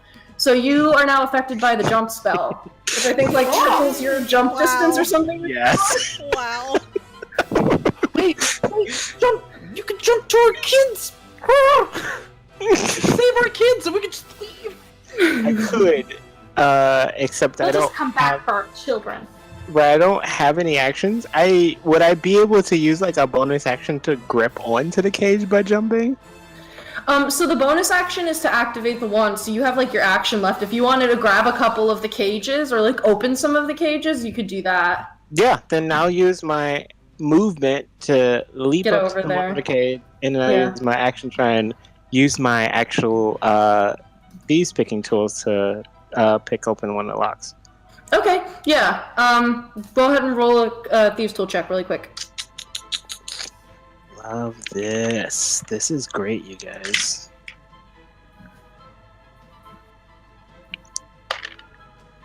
$17, $18, $19, $20, Yeah, $20, that's... $23. 23. These are super simple cages, yeah. So you're able to kind of pop the locks on, let's see, you had 7 cats that were taken. You're able to get like 4 of the cages unlocked. And all of a sudden, 4 cats pour out of their cages and kind of begin frantically running around, their fur like puffing up. I was gonna say, but I couldn't They're do gonna anything. die. And they're like running around. How many of There are 4 cats out. You have 3 left in cages. Will Ferrell, sit. With my proficiency with animals, I was already gonna do that. Yeah, Okay, you cool. spent your turn already, like opening the cages and using the wand. So after Dom, the were-rat is going to start jumping, and he jumps closer and closer to the acid. And he jumps into the acid and like just starts screaming because his foot slipped. He was trying to catch himself but in the last second he slips in and falls into the acid, and you just watch as like the flesh on his little arms begins to melt away, and it's just muscle and then bone, and it's just all turning black, and he's just kind of screeching, and he's gonna take some damage. Okay, next up is Pause. All right. I would like to invoke my proficiency. Yeah. And I would like to have expertise in animal handling, especially Okay. cats, because I've loved cats since I was a child. Christy is a cat. I am a cat. I have cat Cats. ears. Yeah, I literally tame has cats. wild cats. I tame all my friends' cats. It's Yeah. a thing. Make an animal handling check to try to wrangle these cats. Gladly. And then she rolls a 1. No. That's an 18 plus 9, bitches.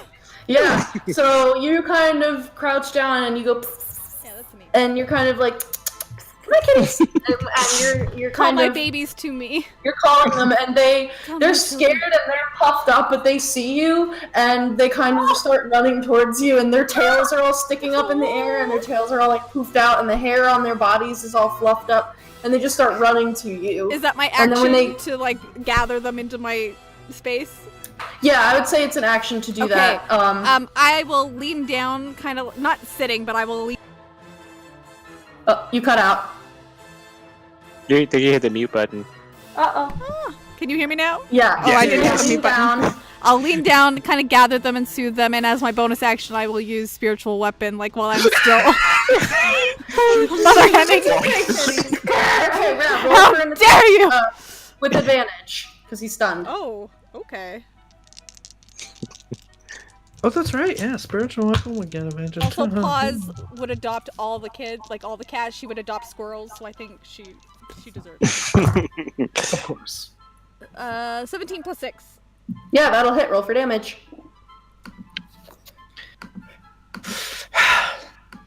$11 damage.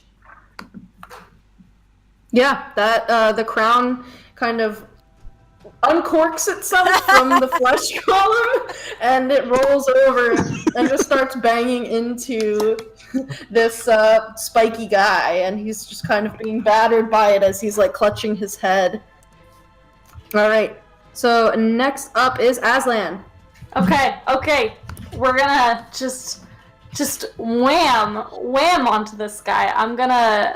I'm going to use two attacks. Mm-hmm. And then as my bonus action, I want to use my magic weapon.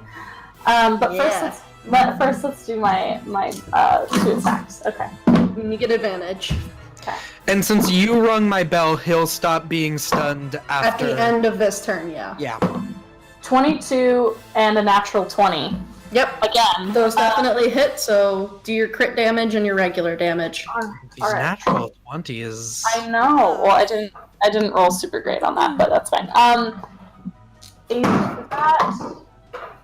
And 8 for that. Okay, that's 16 points of damage. And then I'm just gonna like grab his head and just like knee into his face. And then I'm going to use my hairball of destiny. I'm just gonna hairball of destiny. I'm just gonna be like I think the moment the hacking starts, Prick probably knows what's going on. And I'm gonna just Here we go. vomit a hairball onto this weird rat king amalgamation's head. Yes, and he automatically fails dex saving throws because he's stunned. Awesome. So there's a hairball in his face, and he's now blinded to the end of my next turn. Yeah, so this like hairball of stringy golden hair springs forth from your gullet and with a wet smack just hits him in the eyes, and he's just kind of like you can see that he's kind of shaking out the ringing, but he's just kind of like he's trying to like wipe away this horrible hairball from his face. So next up is the giant rat, and the giant rat is going to run over. The giant rat, seeing that the cats got out, is going to try to attack one of your cats. Attack of opportunity. Attack of opportunity. It's not the were rat, it's the giant rat that was over by where so no one's near the Okay, got it. Yeah, and the blinding has worn off. Okay, luckily Bitch. Luckily, the giant rat rolled a 10. So, the giant rat launches itself at Patricia. A gray-haired Not Patricia. She and doesn't it goes to bite at Patricia, but Patricia kind of, like, jumps out of the way and kind of cowers behind Paws. And I then would like to growl as a reaction. You let out a bestial growl. What is the AC of our children? Like 12. And then the swarm of rats is going to swarm up into the space of Paws and all of the cats. And it is going to attack at Paws. Good, because I was putting myself between me and my children. Does 20 hit you? Oh, yeah. Alright. You take... Oh, actually, you only take 3 hit points because, like, half of the swarm had fallen into the acid while they were blinded, so there's still a lot of rats on you, but the herd of it has been thinned out. Okay. So just 3. And then next up is the strange barbed creature who is blinded by a hairball. And he is going to kind of just... he's going to kind of swing out wherever and try to hit everybody in front of him. He has disadvantage because he is blinded. So first he's going to swing out with 2 claw attacks. 1 towards Aslan and 1 towards Prick. So that's a natural 1 against Aslan. Whew. Ooh. 20 to hit Prick. Yeah, it hits. And you take 6 piercing damage, and then he's gonna swipe Pierce out. the prick. And then he's gonna swipe out with his tail Okay. at Prick because he hit you, so he's still at disadvantage, but he kind of has an idea of where you are. Does a 16 hit? No. Okay, so his tail batters against your breastplate, but you kind of just bump it off. I'm gonna use Riposte, and that will be my last superiority die. All right, go for it. What's your AC? 17. When Wow. I have a breastplate, but I also have +1 AC when I'm wielding 2 weapons.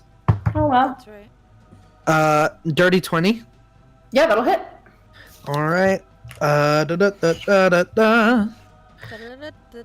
I get to do 2d8 because it's just I'm doing a full whole attack.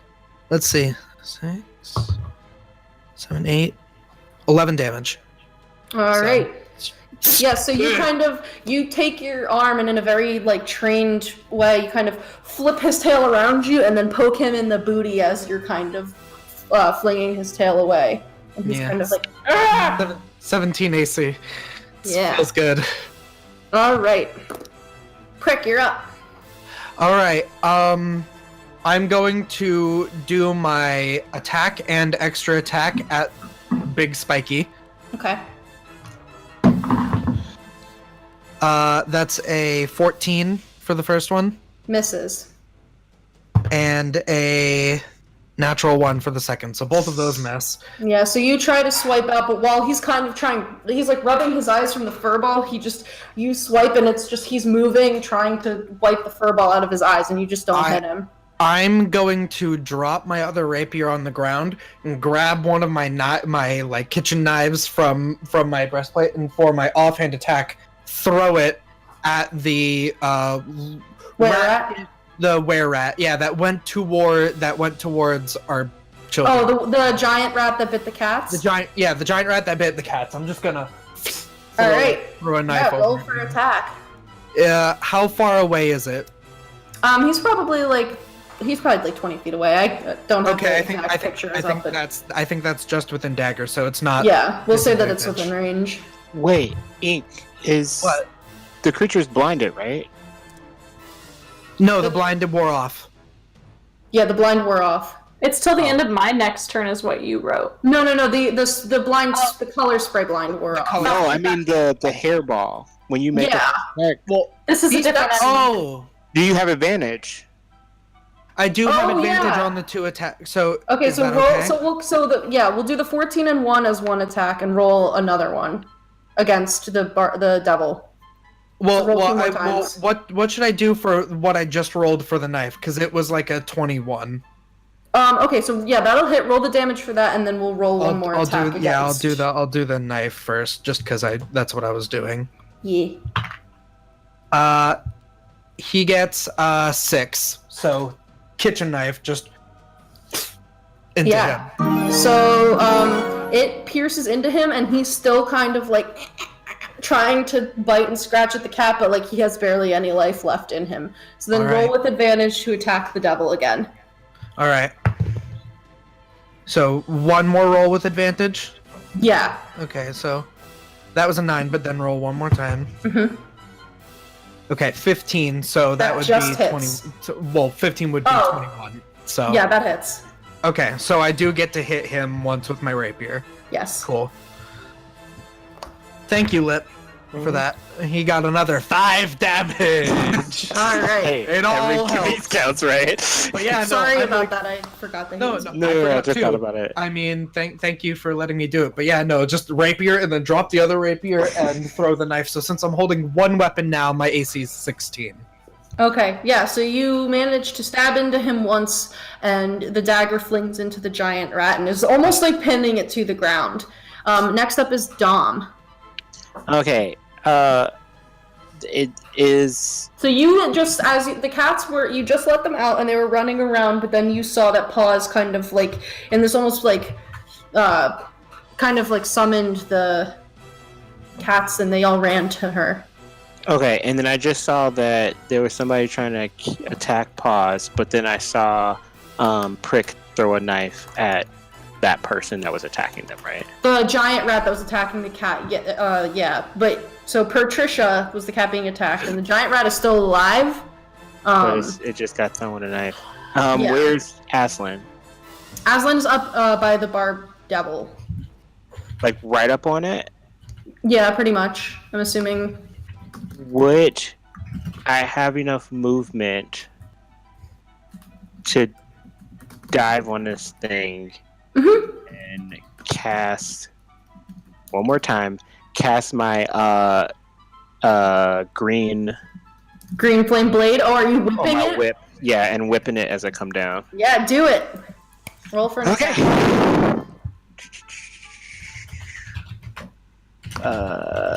What is that attack? So with the whip, okay, and I am proficient in it, right? Yes. 22. Yeah, that'll hit. How do you want to do this? Because Yes! I you don't want even need to roll damage. I want to take that whip down, and I just want to like cleave, like with the whip and flame, just like cleave the head right off that wouldn't come off before. Yeah, so you're kind of. Like, I don't know if I can say this on stream. I don't know if I can say that. I'm not gonna say it. We've already had our like one allotted F-bomb. Yeah. So you kind of bring the it's a whip Wednesday, down. It's fine. Whatever. You're like, here, let me give you some head, and you just whip the rat and rip its head off with this whip covered in green flame. I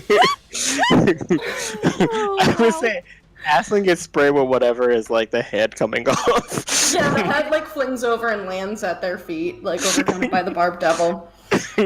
So next up, the were-rat is gonna go, and he's gonna try to stab at Aslan. Does a 23 hit? Yes. No, it doesn't. No, surprise. I'm a dragon. My AC is 47. And you take 5 points of piercing damage as he pokes you with his short sword. Kind of goes, fuck. That's another one. Alright, next up is Paul. Ha! Meow. Okay. I have rats. So you have the you have the swarm on you. Okay. I'm going to hit it with my scimitar. Okay. Because I've had enough of these pests. Okay. Don't shave yourself. 16. That'll hit. Roll damage. Scimitar do. D6.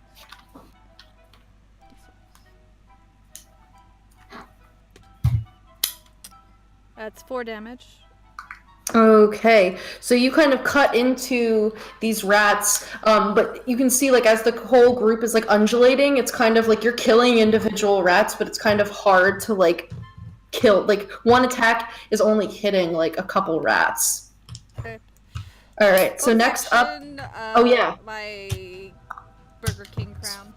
And you have advantage, because he's blinded still. Oh, okay.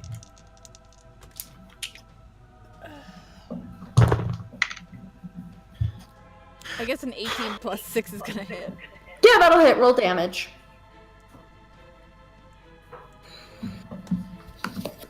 10 damage. Alright, yeah, so your crown, just kind of, like, cuts into him. It's, like, flies across through the air, and you see a couple of, like, the little barbs and spines get sliced off of his arm, and he's kind of, like, shit, ah! As he's trying to pull the furball off of his face. Okay, And your cats are swarming around you. I'm just gonna try and position myself between the cats and the rats. Okay, next up is Aslan. Okay. Who, like, just because I can't quite see, who's still standing? So you still have, there's a swarm of rats that's all around Paws and your cafe cats, as well as, oh no, the giant rat just got its head ripped off, and the head is sitting on the ground. There is a were-rat who is up and just stabbed you, and the barbed devil is still there trying to wipe the hairball off of its face. Okay, I'm gonna Really quick too, that one that just stabbed Aslan takes 10 flame damage. Oh. Why? So the green flame blade has an additional 1d8 plus 2 for anyone that's 5 feet away from it.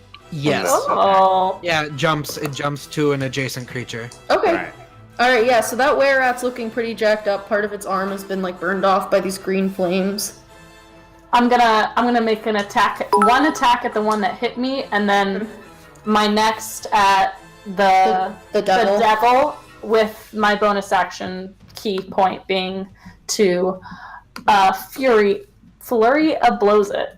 Okay, go for it. Flurry of blows. Flurry of blows. That's Dominatrix Leper right now is the flurry of blows. That's Robin, though. 19 for the first hit against the guy that hit me. That hits. That'll be 6 points of damage. Alright, yeah, you clock him in the face and he's looking really rough. Okay. And then 17 for the devil. That'll hit, roll damage. Yes, okay. Awesome. Not? Okay, that's fine.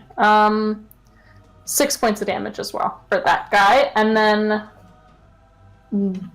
then I also have to do flurry. Yeah, you get two more. Just say furry. Okay. You don't want to say furry. Yes. 16. Yeah. 16? Against the devil? Yes. Oh Yeah, wait, I'm not that'll hit. rolling at advantage. Oh yeah. Okay, neither were 20. 16 and then 19 plus 6. There's 25. So they both hit. Ooh, there we go, baby. Double sixes. That's what I wanted to see. That's 20 points damage for your... Yeah! Okay. Flurry of blows. Ooh. How do you want to do this? Okay, so I'm gonna like... I'm gonna take, like a roundhouse kick, like, into its head to, like, slant, like, make it, like, clock itself into the ground. And then I'm gonna just, like, curb stomp its head, like, solidly down, so its skull, like, cracks. And I'm gonna, like, rub my, like, hairball in its face a little bit more, even though it's already dead. Yeah, so you just, like, completely knock him over, and just as he's wiping away one of the hairball from one of his eyes, you just reach down and straight up curb stomp him. His strange, distorted green face just completely caving in, and you can feel a couple little spines kind of pricking you, but you don't even care, and you just squelch down, and this horrible black brain squeezes out of all the little cracks and holes in his face as you crush it, and then you just kind of smear more of that lion hairball all over his face. Don't take my kids! And I'm just like, So as the devil falls, you kind of see this black mist rising out of his body, and you hear this... -3. No, it's not that bad. And you hear this sort of, like, squeaking screech, and it kind of fades out, and the mist just dissipates. The were-rat that was behind you, he just starts backing away. And I'm just going to use my attack of opportunity to use my whip to snap his neck. Yeah, you guys, I'm assuming you guys annihilate him. Yeah, he's getting all types of a whip. He gets a knife. He gets a knife in his head. Yeah, but so he gets a knife in his head. The swarm of rats that had been kind of trying to climb all over the cats and all over Paws, they melt away into mist. Yucky. Oh, nice. And you can kind of see your cats, they're still on alert, but they begin to calm down. I wanna crouch down by the now brain oozing devil. I just wanna be like, you would know the full saying is satisfaction brought it back. Oh. And I'm gonna just pick up my rapier and I'm just gonna wipe those off. Sheath those. Alright. Yeah, so, Tabaxis of Beans and Beans, you are able to release the rest of your cats from the cages. Paws kind of grabbing as many as she can, holding on to them, and I'm guessing the rest of you will carry all the others. Yep. And you slowly make your way back through the sewers, following the little scratches you had made into the wall.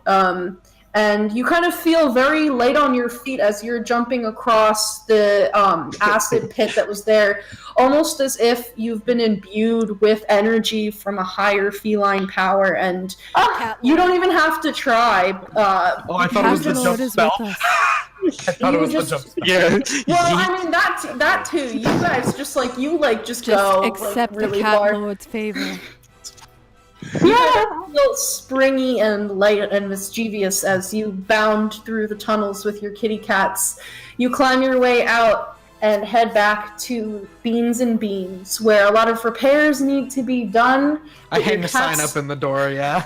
Your cats are safe from the were-rat possession menace, and you will all live to save more lives and serve more coffee.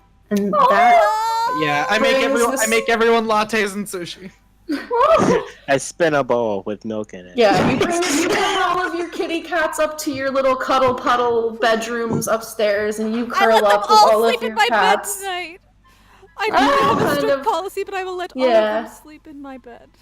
Yeah, you all curl up, and that brings our Tabaxi tale to a close. Oh, That was so good, Victoria. So fun. amazing. Oh, I love Thank it. you. That was a good fight. That was fun. That was a good fight. Yeah, so The thank kind of you. enemies. Yeah, you guys did way more damage. It was actually I was like, why the fuck are you guys killing my stuff so fast? Which is why Level 5, dude. I gave him a second phase because you guys killed him so fast. Oh, you didn't No, plan you that? did a great. You did. No, I could tell you did a great job. That was very well Yeah, and Balanced, improvised, yeah. Victoria. I But felt like thank did you that to very you well. guys for indulging my cat obsessions. If this And- doesn't Indulging convince mine. JJ, if this doesn't convince JJ that Tabaxi can be cool, Yeah. Can we very seriously try to convince JJ that Stinky P Pickle. and all of the all the cats are yeah, real? Stinky please? Pete, Pickle, Cat Joan Zilla, Clawford. Cindy Clawford, If- and Cindy Clawford. if we get, Cats- because I think when JJ said when he comes back we're gonna have off time, I think that we should all go to convince him that we went to a cat cafe and adopted cats. We don't need to convince him Because- if we just do it.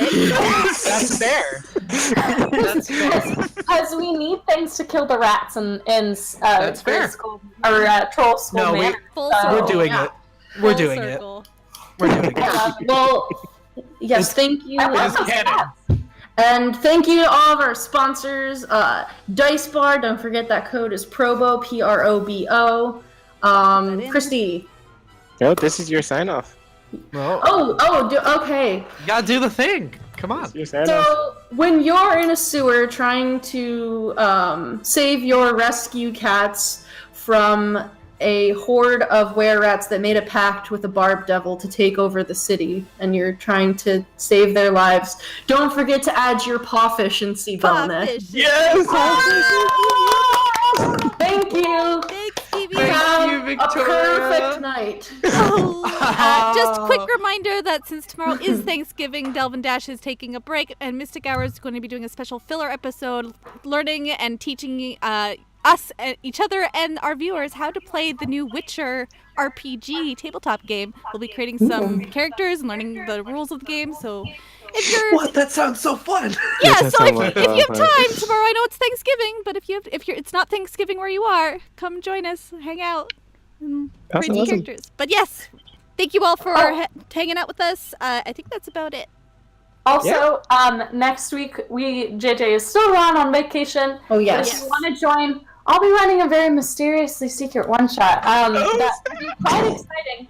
So I'm very hopeful that y'all will have a very good time. So please join us for that. I'll be DMing. Next I'm Wednesday. super excited. And then the week after that, we'll have a lip one-shot, too. Yes, you Yeah, guys will be this all is- invited to a dinner party. This is the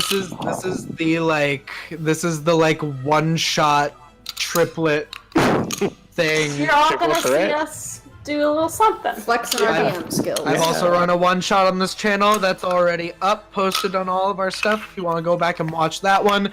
And Christy, you ran a one shot, I so did. now It's up on my YouTube channel. Check it out at Christy Mystic Water on YouTube, and you can go watch Bubbles traumatize her friends.